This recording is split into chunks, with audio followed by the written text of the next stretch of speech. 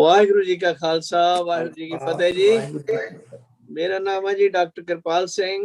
We are thankful to Voice of Manavta TV and Mehrag Singh for this opportunity to talk about the life and legacy of Guru Gobind Singh Sahib.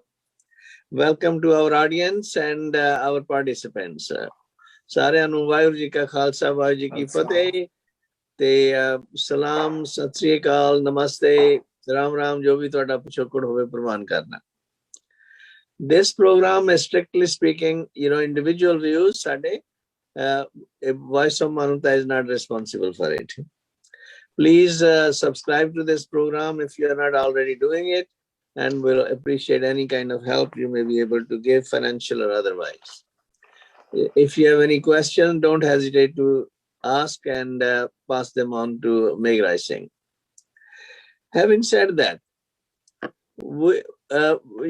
for our participants, please limit your talk for about 3 to 4 minutes so that we can go around asking different point of views. We've been talking about the life story of Sarvant Sadhani Sri Guru Gobind Singh Sahib. We have talked about how he was born in Patna Sahib, how he grew up in Anandpur Sahib, and how he had literary, martial, and of course spiritual training from his own father, and how gradually, as he organized the Sikhs behind him, when they went for hunting and these Kavi Darbars and build the killas around, 5 killas around to strengthen the fortified Anandpur Sahib. The jealousy in the Pahadi Rajas, Vaidar, they grew more and more and more. And eventually that led to some fights like Pudayodha, like that many, several of them. But in 1969, March 30th, he established a Khalsa order. And that was a unique event. So we will start now from our participants. Why was it necessary to create a Khalsa order? Although we have a traditional evidence, Bachittar Natak and other things, I'm interested more here for us to look at historical evidence, especially from the contemporaries of Guru Sahib at his time. They're talking about it. We'll start with Dr. Indrajit Singh Vasu. ਦੱਸੋ ਜੀ ਮਹਾਰਾਜ ਨੇ ਕਿਸ ਤਰ੍ਹਾਂ ਆਪਣੇ ਬਈ ਕੀ ਸਾਡਾ ਇਤਿਹਾਸ ਕੀ ਦੱਸਦਾ ਹੈ? ਮੇਰੀ ਆਵਾਜ਼ ਆ ਰਹੀ ਹੈ ਜੀ? ਹਾਂਜੀ ਆਵਾਜ਼ ਆ ਰਹੀ ਹੈ। ਸਾਡਾ ਉਹਨਾਂ ਦੇ ਸਮਕਾਲੀ ਜਿਹੜੇ ਨੇ ਉਹ ਕੀ ਦੱਸਦੇ ਨੇ ਬਈ ਗੁਰੂ ਗੋਬਿੰਦ ਸਿੰਘ ਜੀ ਨੇ ਕਿਉਂ ਖਾਲਸਾ ਪ੍ਰਗਟ ਕੀਤਾ? तो जी ਸਮਕਾਲੀ ਕਵੀ ਜਿੰਨੇ ਵੀ ਹੋਏ ਨੇ 52 ਕਵੀ ਮੈਂ ਦੇਖੇ ਨੇ, ਉਹਨਾਂ ਨਾਮ ਵੀ ਪੜ੍ਹੇ ਨੇ। ਹਾਂਜੀ। ਮੈਨੂੰ ਇਹਦੇ ਚ 18 ਕਵੀ ਐਸੇ ਨੇ ਜਿਨ੍ਹਾਂ ਦੇ ਨਮੂਨੇ ਥੋੜੇ ਬਹੁਤ ਮਿਲਦੇ ਨੇ ਤੇ 8 ਕਵੀ ਐਸੇ ਨੇ ਜਿਨ੍ਹਾਂ ਨੇ ਕਿ ਸਿਰਫ ਅਨੁਵਾਦ ਕੀਤੇ ਨੇ ਸੰਸਕ੍ਰਿਤ ਗ੍ਰੰਥਾਂ ਦੇ।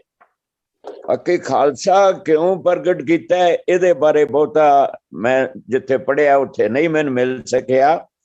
ਬਾਕੀ ਜੋ ਕਵੀ ਨੇ ਉਹਨਾਂ ਦੀ ਜੋ ਗੁਰੂ ਸਾਹਿਬ ਪ੍ਰਤੀ ਸ਼ਰਧਾ ਹੈ, ਜੋ ਉਹਨਾਂ ਦਾ ਪਿਆਰ ਹੈ, ਉਹ ਬਹੁਤ ਜ਼ਿਆਦਾ ਪਿਆਰ ਔਰ ਸ਼ਰਧਾ ਚਾਹ ਕੇ ਉਹਨਾਂ ਨੇ ਕਵਿਤਾ ਲਿਖੀ ਹੈ।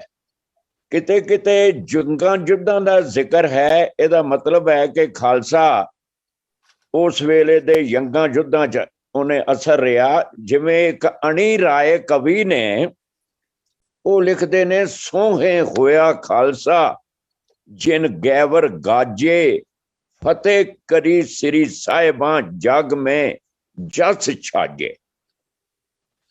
ਇਸ ਤਰ੍ਹਾਂ ਇੱਕ ਡਾਕਟਰ ਸਾਹਿਬ ਕਵੀ ਹੈ, ਉਹਦਾ ਨਾਂ ਹੈ ਤਨ ਸੁਖ। ਤਨ ਸੁਖ ਕਵੀ ਆਖਦਾ ਹੈ, ਕਲਯੁਗ ਮੈਂ ਭਇਓ ਗੁਰ ਗੋਬਿੰਦ, ਜੇ ਸਮ ਦੂਸਰ ਅਵਰ ਨਾ ਕੋਈ, ਰਿੱਧ ਸਿੱਧ ਦੋਏ ਦਰ ਠਾਂਡੀ, ਨਿਸ ਬਾਸਰ ਤੇ ਆ ਗਿਆ ਜੋਈ, ਤਨ ਮਨ ਹੋਏ ਦਰਸ ਦੇਖਤ ਹੀ, ਦੇਉ ਦਰਸ ਦੁਖ ਰਹੇ ਨਾ ਕੋਈ। यानी गुरु गोबिंद सिंह दे दर्शनां दी ऐसी करामात है कि कोई भी दुख जड़ा है बचदा ही नहीं है। इन्नी शरधा और रंगण च है। तन सुख ने जिहड़ा कवि है, देखो कवि दूजे कवि दियां भी रचनावां पढ़दे सी, मेरे अपनी नहीं सी लिखदे। जिवें तन सुख ने एक कवि लखन है, ओदा अनुवाद पढ़िया पंचतंत्र ग्रंथ दा, ते ओने उस कवि दे उत्ते अपनी राय दिती। देखो कवि दी कविता पढ़नी ते फिर ओते राय देनी, ये भी एक बड़ी वड्डी एक ट्रेडिशन दा पता लग्या। तो तन सुख कहंदा है कवि लखन बारे के सोरठ दोहा कीन, सोरठ दोहा कीन बखान, राजनीत और ब्रह्म ज्ञान। भाई राजनीति का भी उन्हें ज्ञान दिता है ते ब्रह्म ज्ञान का भी ध्यान दिता है। ये है एक कवि दी कविता पढ़ के कविता ते टिप्पणी करनी। अच्छा, जिहड़ा तन सुख लखन कोलों इन्ना प्रभावित होया कि फिर उसने एक पंचतंत्र दा भाषा टीका लिख दिता, इंस्पायर होके। इस तरह एक कवि, डॉक्टर साहब उदा जिक्र आया है, कवि आलम, वो ब्राह्मण सी और ब्राह्मण, वो एक शेख ललारन कवित्री सी, मुसलमान सी, और उसकी ब्यूटी ते वो प्रभावित हो गया ते वो ब्राह्मण ने मुसलमान बन के उन्हें शादी की। इसे तरह देखो ये जिहड़ा हुसन दा जलवा है भी थां थां अपना रंग दिखाउंदा है। ते गुरु गोबिंद सिंह बारे कवि आलम ब्राह्मण कहंदे ने कि परबल प्रतापी पातशाह गुरु गोबिंद सिंह, भोज की सी मौज तेरे रज रज पाइए। हुण किन्ना रज के भोजन मिलदा है। एक तां ये गुरु साहब दे दरबार दी गल, दूजा देखो कवि ने 3 पप्पे वरते ने, जिहड़ा अनुप्रास अलंकार है, परबल प्रतापी पातशाह, ये शायरी है जिहदे विच के संगीत पैदा हो जाता है जदों आपां एक शब्द का बार बार प्रयोग करते हाँ। इसे तरह कवि आलम दियां कई रचनावां ने, एक दी कविता है श्याम स्नेही, उदा नाम है किताब दा। वो कहंदा है भी जिहड़ी मैं पोथी लिखी है श्याम स्नेही, भाई जिहड़े कृष्ण जी बड़े स्नेही ने, वो कहंदा अपनी रचना दे गुण दसदा कि पोथी अंग अंग सुंदर देही, भी जिहड़ी मेरी पोथी है सुंदर देही है, जिवें असीं गुरु ग्रंथ साहिब जी मानियो प्रगट गुरां की देह कहने। ये भी कह रहे हैं कि देही पोथी अंग अंग सुंदर देही, नाम धरियो ते श्याम स्नेही।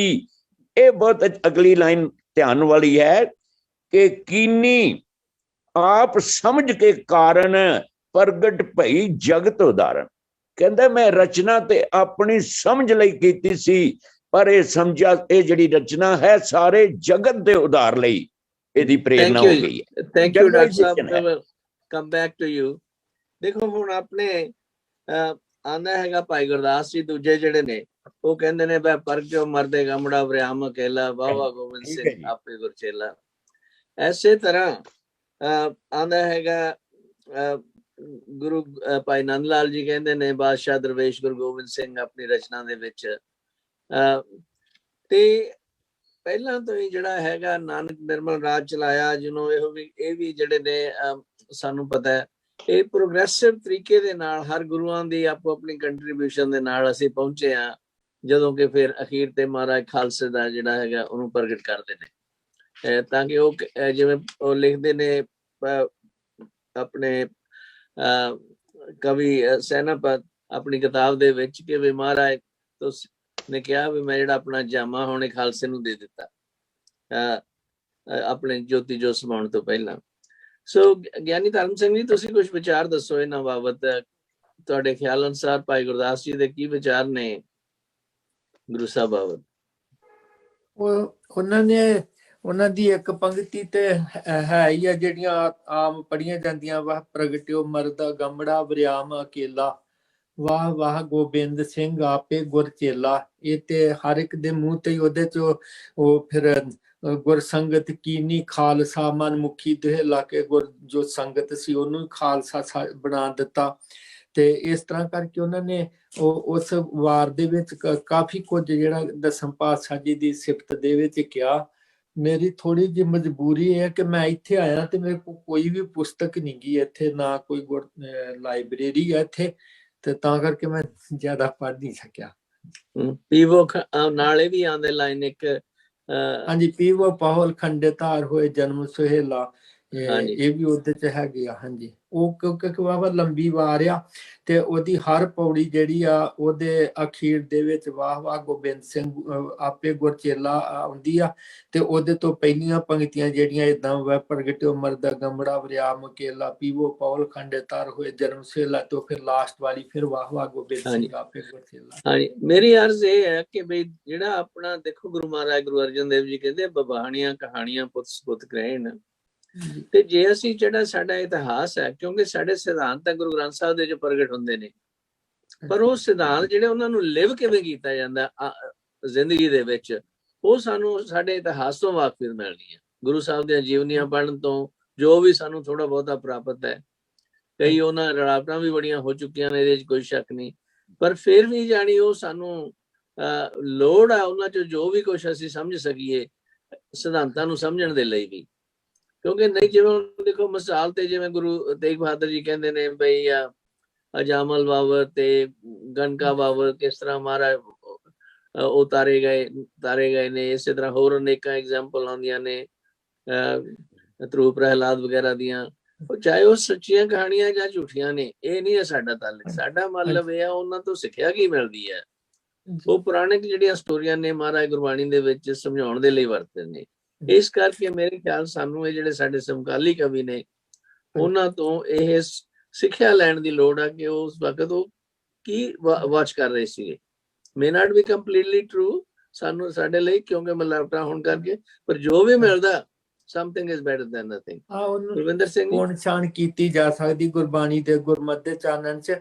ਤੇ ਇੱਕ ਕਵੀ ਸੁਦਾਮਾ ਹੋਇਆ, ਉਹ ਕਹਿੰਦੇ ਗੁਰੂ ਸਾਹਿਬ ਦੇ ਚਰਨਾਂ ਚ ਆਇਆ ਤੇ ਉਹਨੇ ਕਵਿਤਾ ਏਦਾਂ ਦੀ ਉਚਾਰੀ ਵੀ ਮੈਂ ਤੁਸੀਂ ਉਹੋ ਹੀ ਕ੍ਰਿਸ਼ਨ ਹੋ ਜਿਹੜੇ ਦੁਆਪਰ ਦੇ ਵਿੱਚ ਹੀ, ਤੇ ਮੈਂ ਉਹੋ ਹੀ ਸੁਦਾਮਾ ਆ। ਤੇ ਉੱਥੇ ਉਹਨਾਂ ਕ੍ਰਿਸ਼ਨ ਜੀ ਨੇ ਉਹਦੀ ਗਰੀਬੀ ਦੂਰ ਕੀਤੀ ਤੇ ਵੀ ਆਪਣਾ ਉਹਨੇ ਏਦਾਂ ਤਰਲਾ ਜਿਹਾ ਲਿਆ, ਤੇ ਗੁਰੂ ਸਾਹਿਬ ਜੀ ਨੇ ਉਹਨੂੰ ਕਹਿੰਦੇ ਵੀ ਹਾਥੀ ਬਖਸ਼ ਦਿੱਤਾ।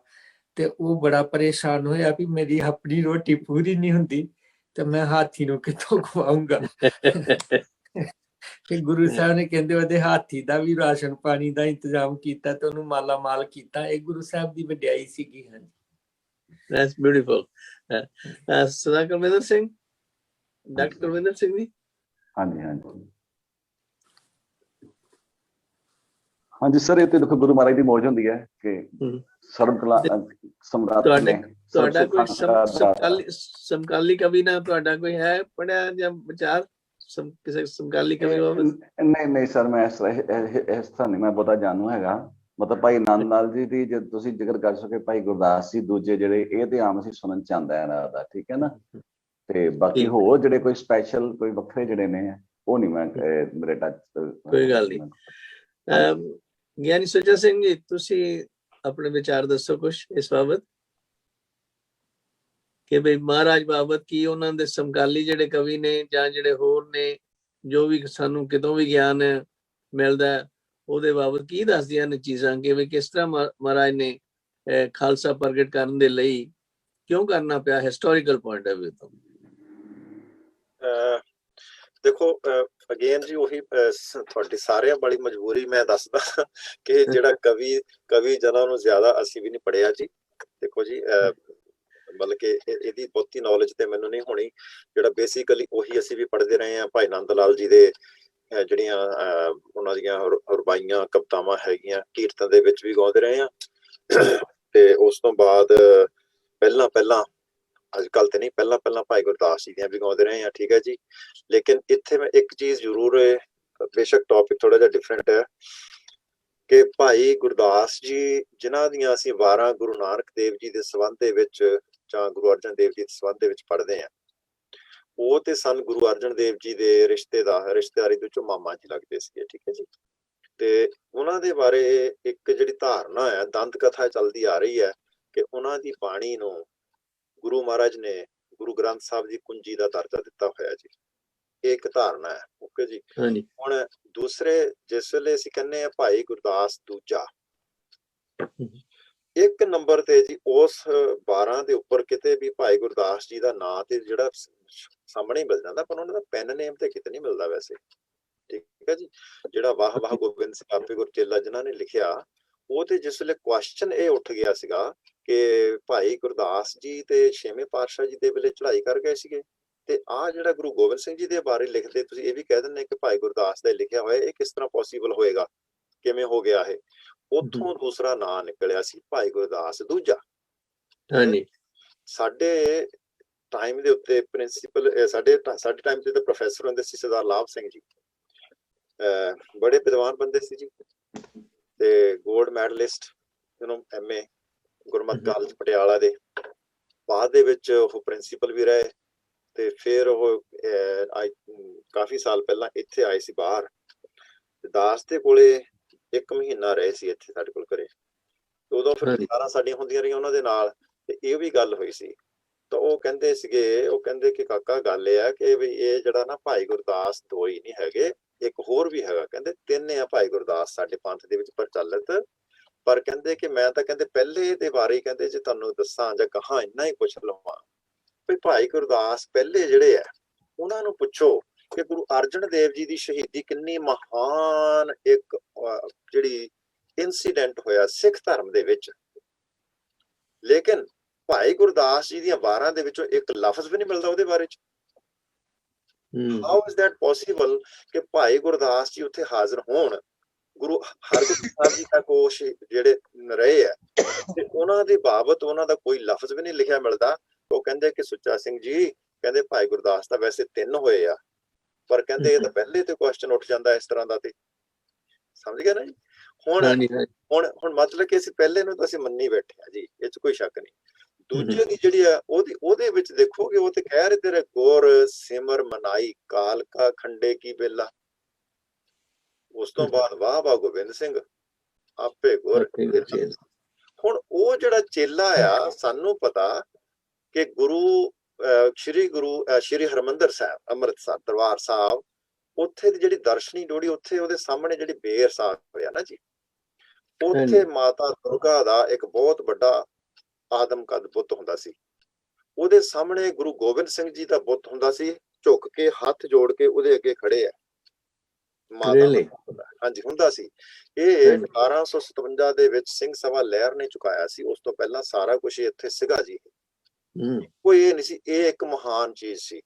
ਗੁਰੂ ਗੋਬਿੰਦ ਸਿੰਘ ਜੀ ਨੂੰ ਦੁਰਗਾ ਦਾ ਪੁਜਾਰੀ, ਉਹਦਾ ਸਿੱਖ, ਉਹਦਾ ਸ਼ੇਸ਼ ਬਣਾ ਕੇ ਪੇਸ਼ ਕੀਤਾ ਹੋਇਆ ਸੀ ਉੱਥੇ ਵੀ। ਇੱਥੇ ਦੇਖਦੇ ਆ, ਇੱਥੇ ਹੈਗਾ ਉਹ ਕਹਿਣ ਡਿਆ ਕਿ ਗੁਰ ਸਿਮਰ ਮਨਾਈ ਕਾਲਕਾ। ਠੀਕ ਹੈ ਜੀ। ਹੁਣ ਇਹਦਾ ਮਤਲਬ ਤੇ ਅਸੀਂ ਜਿਸ ਤਰ੍ਹਾਂ ਮਰਜ਼ੀ ਕੱਢੀ ਜਾਈਏ ਕਿ ਕਾਲਕਾ ਪ੍ਰਮਾਤਮਾ ਨੂੰ ਕਿਹਾ, ਇਸੇ ਤਰ੍ਹਾਂ ਭਗਉਤੀ ਆ ਸ਼ਬਦ। ਹੁਣ ਦੁਰਗਾ ਦਾ ਨਾਂ ਭਗਉਤੀ ਵੀ ਹੈਗਾ, ਦੁਰਗਾ ਦਾ ਨਾਂ ਹੀ ਚੰਡੀ ਹੈ। ਠੀਕ ਹੈ ਜੀ। ਹੁਣ ਭਗਉਤੀ ਸ਼ਬਦ ਜਿਹੜਾ ਆ, ਉਹ ਗੁਰੂ ਗ੍ਰੰਥ, ਅਸੀਂ ਜਿਹੜਾ ਆਪਣੇ ਅਰਦਾਸ ਦੇ ਵਿੱਚ ਵੀ ਪਹਿਲੀ ਪੌੜੀ ਉਸੇ ਦੀ ਪੜ੍ਹਦੇ ਆ, ਜਿਹੜੀ ਚੰਡੀ ਦੀ ਵਾਰ ਜਿਹਨੂੰ ਕਹਿੰਦੇ ਆ, ਹਾਲਾਂਕਿ ਉਹਦਾ ਨਾਂ ਚੰਡੀ ਦੀ ਵਾਰ ਨਹੀਂ ਹੈਗਾ ਵੈਸੇ। ਠੀਕ ਹੈ ਜੀ। ਉਹ ਤੇ ਜੇ ਉਹਨੂੰ ਕਵੀ ਨੂੰ ਪੁੱਛੋ, ਕਵੀ ਜਿਹੜਾ 55 ਪੌੜੀਆਂ ਨੇ ਜੀ, 55ਵੀਂ ਪੌੜੀ ਦੇ ਵਿੱਚ ਜਾ ਕੇ ਕਵੀ ਆਪੇ ਕਹਿ ਦਿੰਦਾ ਦੁਰਗਾ ਪਾਠ ਬਣਾਇਆ ਸਭੇ ਪੌੜੀਆਂ, ਫੇਰ ਨਾ ਜੋਨੀ ਆਇਆ ਜਿਨ ਇਹ ਗਾਇਆ। ਉਹ ਕਵੀ ਆਪੇ ਕਹਿਣ ਡਿਆ ਉੱਥੇ ਅਖੀਰਲੀ ਪੌੜੀ ਦੇ ਵਿੱਚ, ਕਹਿੰਦਾ ਮੈਂ ਤੇ ਦੁਰਗਾ ਦਾ ਪਾਠ ਬਣਾਇਆ। ਅਸੀਂ ਉਹਨੂੰ ਚੰਡੀ ਦੀ ਵਾਰ ਕਿਹਾ, ਚੰਡੀ ਨੂੰ ਅਸੀਂ ਦੇਤਾ ਨਾਮ ਪ੍ਰਮਾਤਮਾ ਦਾ। ਫਿਰ ਦੁਰਗਾ ਦੀ ਗੱਲ ਆਈ ਤੇ ਭਗਉਤੀ ਦੇ ਨਾਂ ਆ ਗਿਆ, ਪ੍ਰਥਮ ਭਗਉਤੀ ਅਸੀਂ ਕਹਿੰਦੇ ਆ, ਤੇ ਭਗਉਤੀ ਨਾਂ ਵੀ ਅਸੀਂ ਕਹਿ ਦਿੱਤਾ ਕਿ ਇਹ ਤੇ ਪ੍ਰਮਾਤਮਾ ਦੇ ਬਾਰੇ ਗੁਰੂ ਮਹਾਰਾਜ ਨੇ ਕਿਹਾ ਹੋਇਆ। ਫਿਰ ਦਾਸ ਨੇ ਕੋਸ਼ਿਸ਼ ਕੀਤੀ ਕਿ ਕੁਛ ਤਾਂ ਸਿਮਿਲੈਰਿਟੀ ਹੋਵੇ ਨਾ ਗੁਰੂ ਗੋਬਿੰਦ ਸਿੰਘ ਜੀ ਦੇ ਬਚਨਾਂ 'ਚ ਤੇ ਬਾਕੀ ਗੁਰੂ ਸਾਹਿਬਾਨ ਦੇ ਬਚਨਾਂ ਦੇ ਵਿੱਚ। ਗੁਰੂ ਗ੍ਰੰਥ ਸਾਹਿਬ ਦੇ ਵਿੱਚ ਦੇਖ ਲਈਏ ਭਗਉਤੀ ਕਿੱਥੇ ਹੈ, 5-6 ਵਾਰੀ ਭਗਉਤੀ ਸ਼ਬਦ ਆਇਆ ਜੀ ਸਾਰਾ ਟੋਟਲ, ਔਰ ਸਾਰੇ ਦੀ ਸਾਰੀ ਜਗ੍ਹਾ ਭਗਉਤੀ ਵੈਸ਼ਨਵ ਭਗਤਾਂ ਦੇ ਬਾਰੇ ਆਇਆ, ਨਾ ਕਿ ਪ੍ਰਮਾਤਮਾ ਦੇ ਬਾਰੇ ਇੱਕ ਜਗ੍ਹਾ ਤੇ ਵੀ ਨਹੀਂ ਆਇਆ। ਭਗਉਤੀ ਭਗਵੰਤ ਭਗਤ ਕਾ ਰੰਗ ਸਗਲ ਤਿਆਗੈ ਦੁਸ਼ਟ ਕਾ ਸੰਗ। ਇਹ ਸੁਖਮਨੀ ਸਾਹਿਬ ਚ ਆ ਗਿਆ। ਠੀਕ ਹੈ ਜੀ। ਉੱਥੇ ਭਗਉਤੀ ਜਿਹੜਾ ਸਾਧ ਹੈ ਉਹਨੂੰ ਰੈਫਰ ਕੀਤਾ ਹੋਇਆ ਗੁਰੂ ਗ੍ਰੰਥ ਸਾਹਿਬ ਦੇ ਵਿੱਚ 6 ਜਾਂ 7 ਵਾਰੀ ਆਉਂਦਾ। ਮੈਂ ਸਾਰੇ ਸ਼ਬਦ ਕੱਢੇ ਹੋਏ ਆ ਤੇ I'm going to write something on that one. ਠੀਕ ਹੈ ਜੀ। ਤੇ ਲੇਕਿਨ ਦੂਜੇ ਪਾਸੇ ਭਗਉਤੀ ਜਿਹਨੂੰ ਅਸੀਂ ਗੁਰੂ ਗੋਬਿੰਦ ਸਿੰਘ ਜੀ ਦੇ ਨਾਮ ਦੇ ਨਾਲ ਜੋੜ ਦਿੰਦੇ ਆ, ਉਹਨੂੰ ਅਸੀਂ ਕਹਿ ਦਿੰਦੇ ਆ ਕਿ ਇਹ ਪ੍ਰਮਾਤਮਾ ਦਾ ਨਾਮ ਹੈ। ਤੇ ਇਹ ਜਿਹੜਾ ਡਿਫਰੈਂਸ ਜਿਹੜਾ ਕਿੱਦਾਂ ਕ੍ਰੀਏਟ ਹੋ ਗਿਆ ਪਹਿਲੇ 9 ਗੁਰੂਆਂ ਦੇ ਵਿੱਚ ਤੇ ਗੁਰੂ ਗੋਬਿੰਦ ਸਿੰਘ ਜੀ ਦੇ ਵਿੱਚ, ਬਹੁਤ ਜ਼ਿਆਦਾ ਗੈਪ ਅਸੀਂ ਪਾ ਦਿੱਤਾ ਜੀ, ਮੰਨ ਕੇ ਇਹ ਚੀਜ਼ਾਂ। ਇਸ ਕਰਕੇ ਬਹੁਤ ਸਾਰੀਆਂ ਚੀਜ਼ਾਂ ਜਿਹੜੀਆਂ ਸਾਨੂੰ ਨਾ ਬਹੁਤ ਧਿਆਨ ਦੇ ਨਾਲ ਦੇਖਣੀਆਂ ਪੈਣੀਆਂ ਜੀ। ਥੈਂਕ ਯੂ ਜੀ, thank you for sharing your views. Doctor Inderjit Singh ji, ਤੁਸੀਂ ਇਹਦੇ ਬਾਬਤ ਕੋਈ ਵਿਚਾਰ ਦੱਸਣਾ ਹੋਵੇ ਜੋ ਗਿਆਨੀ ਸੁੱਚਾ ਸਿੰਘ ਨੇ ਦੱਸੇ ਨੇ ਤੁਹਾਡੇ? ਤੁਸੀਂ ਕਾਫੀ ਰਿਸਰਚ ਵਗੈਰਾ ਕੀਤੀ ਹੈ। ਜਿਹੜਾ ਗੁਰੂ ਗੋਬਿੰਦ ਸਿੰਘ ਜੀ ਦਾ ਜੋ ਸਾਹਿਤ ਹੈ ਉਹ ਸਾਰੇ ਭਾਰਤ ਦੀ ਜਿਹੜੀ ਏਕਤਾ ਹੈ ਉਹਦੇ ਕਰਕੇ ਉਹਨਾਂ ਨੇ ਸਾਰੇ ਧਰਮਾਂ ਦੇ ਨਾਮ ਔਰ ਜੋ ਮਿਥਿਹਾਸਿਕ ਪਾਤਰ ਨੇ ਉਹਨਾਂ ਦਾ ਜ਼ਿਕਰ ਕੀਤਾ ਤਾਂ ਕਿ ਇਹਦਾ ਜੋ ਰਾਸ਼ਟਰੀ ਕਲੇਵਰ ਬਣ ਜਾਏ, ਇੱਕ ਰਾਸ਼ਟਰੀ ਸਰੂਪ ਇਸ ਨੂੰ ਦਿੱਤਾ ਗਿਆ। ਉਸ ਨੂੰ ਕਈ ਲੋਕ ਇਹ ਜਿਹੜੀ ਉਦਾਰਤਾ ਹੈ ਗੁਰੂ ਗੋਬਿੰਦ ਸਿੰਘ ਜੀ ਉਦਾਰ ਦ੍ਰਿਸ਼ਟੀਕੋਣ ਹੈ ਔਰ ਹਿੰਦੁਸਤਾਨ 'ਚੋਂ ਸਰਬ ਧਰਮ ਏਕਤਾ ਦਾ ਇੱਕ ਕਨਸੈਪਟ ਦੇਣਾ ਚਾਹੁੰਦੇ ਸਨ, ਰਾਸ਼ਟਰੀ ਇੱਕ ਸਰੂਪ ਬਣਾਉਣਾ ਚਾਹੁੰਦੇ ਸਨ। ਕਈ ਲੋਕ ਉਹਦਾ ਨਜਾਇਜ਼ ਫਾਇਦਾ ਉਠਾ ਕੇ ਤੇ ਆਪਣੇ ਆਪ ਦੀ ਹਉਮੈ ਤਹਿਤ ਗੁਰੂ ਗੋਬਿੰਦ ਸਿੰਘ ਨੂੰ ਉਹਦੇ ਮਾਰਗ ਨੂੰ ਵਿਚਲਿਤ ਕਰਨ ਲਈ ਆਪਣੇ ਨਾਲ ਜੋੜ ਲੈਂਦੇ ਨੇ। ਇਹ ਸਾਡਾ ਜੋ ਅਸੀਂ ਉਦਾਰ ਹੈ ਸਾਡਾ ਧਰਮ, ਦਰਅਸਲ ਜਿਹੜੇ ਸਾਹਿਤ ਦੇ ਜਿਹੜੇ ਪਾਠਕ ਨੇ, ਚਾਹੇ ਹਿੰਦੂ ਹੋਣਗੇ ਚਾਹੇ ਕੋਈ ਵੀ ਹੋਣਗੇ, ਉਹਨਾਂ ਦੇ ਦਿਲ 'ਚ ਬਿਲਕੁਲ ਖਿਆਲ ਨਹੀਂ ਆਏਗਾ, ਕਿਉਂਕਿ ਲਿਟਰੇਚਰ ਦੇ ਵਿੱਚ ਜਿਹੜੀ ਮੇਨ ਧਾਰਨਾ ਇਹ ਚੱਲਦੀ ਏ ਕਿ ਜਿਹੜੀਆਂ ਕਥਾ ਕਹਾਣੀਆਂ ਪੁਰਾਣੀਆਂ ਹੁੰਦੀਆਂ ਨੇ ਉਹਦਾ ਜਿਹੜਾ ਸਿੰਬਲਿਜ਼ਮ ਹੈ, ਉਹਦਾ ਜਿਹੜਾ ਚਿੰਨ੍ਹਵਾਦ ਹੈ ਉਹ ਲੈਣਾ ਹੁੰਦਾ, ਨਾ ਕਿ ਉਹ ਕਥਾ ਕਹਾਣੀਆਂ ਜਾਣਾ ਹੁੰਦਾ। ਇਸੇ ਤਰ੍ਹਾਂ ਇਹ ਜਿਹੜੇ ਭਗਉਤੀ ਵਗੈਰਾ ਸ਼ਬਦਾਂ ਨੇ, ਗੁਰੂ ਮਹਾਰਾਜ ਨੇ ਪਰਮਾਤਮਾ ਦੇ ਨਾਮ ਦੇ ਇਹ ਸ਼ਬਦ ਵਰਤੇ ਨੇ। ਇੱਕ ਖਾਲਸੇ ਦੇ ਬਾਰੇ ਮੇਰੇ ਮਨ 'ਚ ਆਈ ਸੀ ਵਿਚਾਰ, ਬਈ ਜਿਹੜਾ ਭਾਈ ਗੁਰਦਾਸ ਦੂਜਾ ਉਸ ਨੇ ਖਾਲਸੇ ਦੀ ਅਚੀਵਮੈਂਟ ਤੇ ਲਿਖਿਆ ਵੀ ਜੋ ਗੁਰੂ ਗੋਬਿੰਦ ਸਿੰਘ ਜੀ ਨੇ ਜੋ ਖਾਲਸਾ ਸਜਾਇਆ ਉਹ ਕਿਵੇਂ ਸਜਾਇਆ। ਗੁਰਬਰ ਅਕਾਲ ਕੇ ਹੁਕਮ ਸਿਓ ਪ੍ਰਗਟੋ ਬਗਿਆਨਾ, ਉਮਤ ਸਭ ਮੁਹੰਮਦੀ ਖਪ ਗਈ ਨਿਤਾਨਾ। ਜਿਹੜੀ ਮੁਹੰਮਦੀ ਉਮਤ ਸੀ, ਜਿਹੜੇ ਮੁਸਲਮਾਨ ਜਿਹੜੇ ਸਨ, ਕੱਟੜ ਜਿਹੜੇ ਸਨ, ਉਹ ਖਤਮ ਹੋ ਗਿਆ। ਉਮਤ ਸਭ ਮੁਹੰਮਦੀ ਖਪ ਗਈ ਨਿਦਾਨਾ, ਤਬ ਫਤਿਹ ਡੰਕ ਜਗ ਮੈਂ ਘੋਰੇ ਦੁੱਖ ਧੁੰਦ ਮਿਟਾਨਾ। ਜਗ ਵਿੱਚ ਫਤਿਹ ਦੇ ਡੰਕੇ ਵੱਜ ਗਏ ਖਾਲਸੇ ਦੇ, ਔਰ ਦੁਨੀਆ ਦੇ ਜੋ ਦੁੱਖ ਨੇ, ਜੋ ਦਰਦ ਨੇ, ਖਤਮ ਹੋ ਗਏ। ਕਿਉਂਕਿ ਗੁਲਾਮੀ ਸਭ ਤੋਂ ਵੱਡਾ ਦੁੱਖ ਹੁੰਦਾ ਹੈ। ਖਾਲਸੇ ਦੀ ਜਿਹੜੀ ਅਚੀਵਮੈਂਟ ਇੱਥੇ ਭਾਈ ਗੁਰਦਾਸ ਕਹਿ ਰਹੇ ਨੇ ਉਹ ਜਨਤਾ ਦੇ ਦੁੱਖ ਨੇ ਤੇ ਦੁੱਖਾਂ ਦਾ ਕਾਰਨ ਗੁਲਾਮੀ ਹੈ, ਤੇ ਖਾਲਸਾ ਛੱਡਿਆ ਗਿਆ ਗੁਲਾਮੀ ਨੂੰ ਆਜ਼ਾਦੀ ਵਿੱਚ ਲਿਆਉਣ ਲਈ। ਤਬ ਫਤਿਹ ਡੰਕ ਜਗ ਮੈਂ ਘੁਰੇ, ਜਗ 'ਚ ਡੰਕੇ ਵੱਜ ਗਏ ਤੇ ਦੁੱਖ ਧੁੰਦ ਮਿਟਾਨਾ, ਤਬ ਸਹਿਜੇ ਰਚਿਓ ਖਾਲਸਾ ਸਾਬਤ ਮਰਦਾਨ।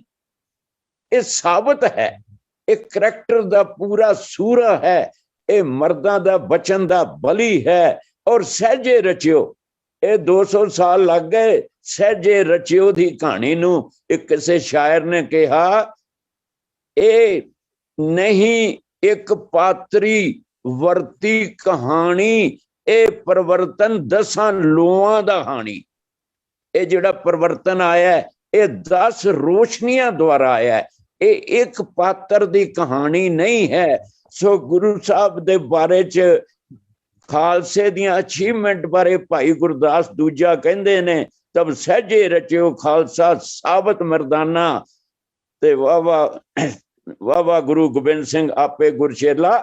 तो मतलब ये क्लीयर है कि समकाली कवि भाई गुरदास कह रहा है कि खालसे की अचीवमेंट जिहड़ी है वो मुसलमान जिहड़ियां कट्टर फौजां ने जिन्हां दा काम है साडे देश की इज्जत और शान नूं वट्टा लगाना, ये खालसे ने रोक पाई है। जे खालसा ना हुंदा ते किसी राइटर, किहड़ा राइटर है ਜਿਹੜਾ ਕਿਸੇ ਅਖਬਾਰ ਦੇ ਐਡੀਟਰ ਸਨ, ਉਹਨਾਂ ਨੇ ਲਿਖਿਆ ਸੀ ਕਿ ਜੇ ਖਾਲਸਾ ਨਾ ਹੁੰਦਾ ਤੇ 1000 ਸਾਲ ਲੇਟ ਆਜ਼ਾਦੀ ਆਉਣੀ ਸੀ, ਯਾਨੀ 2947 ਤੱਕ ਦੇਸ਼ ਗੁਲਾਮ ਰਹਿਣਾ ਸੀ।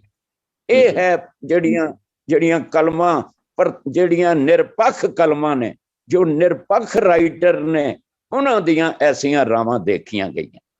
ਅੱਛਾ ਡਾਕਟਰ ਬਾਸੂ, ਤੁਸੀਂ ਕਿਤਾਬ ਲਿਖੀ ਹੈ ਖਾਲਸੇ ਦੇ ਉੱਤੇ, ਉਹਦੇ ਵਿੱਚ ਇਹ ਗੱਲਾਂ ਪ੍ਰਗਟ ਕੀਤੀਆਂ ਨੇ? ਜਿਹੜੀ ਕਿਤਾਬ ਤੁਸੀਂ ਹਾਂਜੀ, ਖਾਲਸੇ, ਉਹਦੇ ਦੇਖੋ ਜੀ, ਉਹਦੇ ਚ ਖਾਲਸੇ ਦਾ ਇੱਕ ਚੈਪਟਰ ਹੈ ਖਾਲਸੇ ਦਾ ਇਤਿਹਾਸ। ਉਹ 20 ਪੰਨੇ ਚ ਮੈਂ ਗੁਰੂ ਨਾਨਕ ਤੋਂ ਲੈ ਕੇ ਬਲੂ ਸਟਾਰ ਤੱਕ ਉਹਦੇ ਚ ਇਤਿਹਾਸ ਦੇ ਦਿੱਤਾ ਹੈ।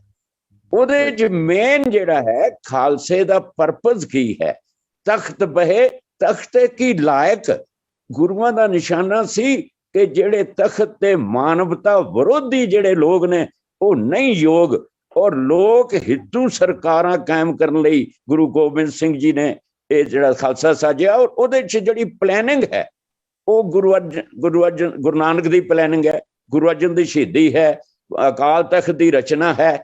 ਇਹ ਜਿਹੜਾ ਸਾਰੇ ਫਿਰ ਗੁਰੂ ਗੋਬਿੰਦ ਸਿੰਘ ਦਾ ਆਪਣਾ ਵਾਅਦਾ ਦਿੱਤਾ ਲੋਕਾਂ ਨੂੰ ਕਿ ਇਨ ਗਰੀਬ ਸਿੱਖਨ ਕੋ ਤੂੰ ਪਾਤਸ਼ਾਹੀ, ਇਹ ਯਾਦ ਰੱਖੇ ਹਮਰੀ ਗੁਰਿਆਈ। ਇਹ ਵਾਅਦੇ ਦਾ ਜ਼ਿਕਰ ਹੈ ਉਹਦੇ ਮੇਰੇ ਚ, ਤੇ ਇਸ ਵਾਅਦੇ ਨੂੰ ਪੂਰਾ ਕਰਨ ਲਈ ਫਿਰ ਬੰਦਾ ਬਹਾਦਰ ਦਾ ਸਾਰਾ ਇਤਿਹਾਸ ਜਿਹੜਾ ਹੈ। ਥੈਂਕ ਯੂ ਡਾਕਟਰ ਸਾਹਿਬ। ਆਪਣੇ ਜਿਹੜੇ ਦੇਖੋ ਹੁਣ ਜਦੋਂ ਮਹਾਰਾਜ ਨੇ ਖਾਲਸਾ ਸਾਜਣ ਤੋਂ ਪਹਿਲਾਂ ਉੱਥੇ ਰਾਮ ਰਾਈਏ ਵੀ ਸੀਗੇ, ਉੱਥੇ ਧੀਰ ਮੱਲੀਏ ਵੀ ਸੀਗੇ, ਉੱਥੇ ਬਸੰਤ ਵੀ ਸੀਗੇ, ਹੋਰ ਕਈ ਸ਼੍ਰੇਣੀਆਂ ਜਿਹੜੀਆਂ ਕਿ ਵਿਰੋਧਤਾ ਕਰ ਰਹੀਆਂ ਸੀਗੀਆਂ ਸਿੱਖੀ ਦੇ ਵਿੱਚ, ਰਲਾਵਟ ਵਗੈਰਾ ਕਰ ਰਹੀਆਂ ਸੀ।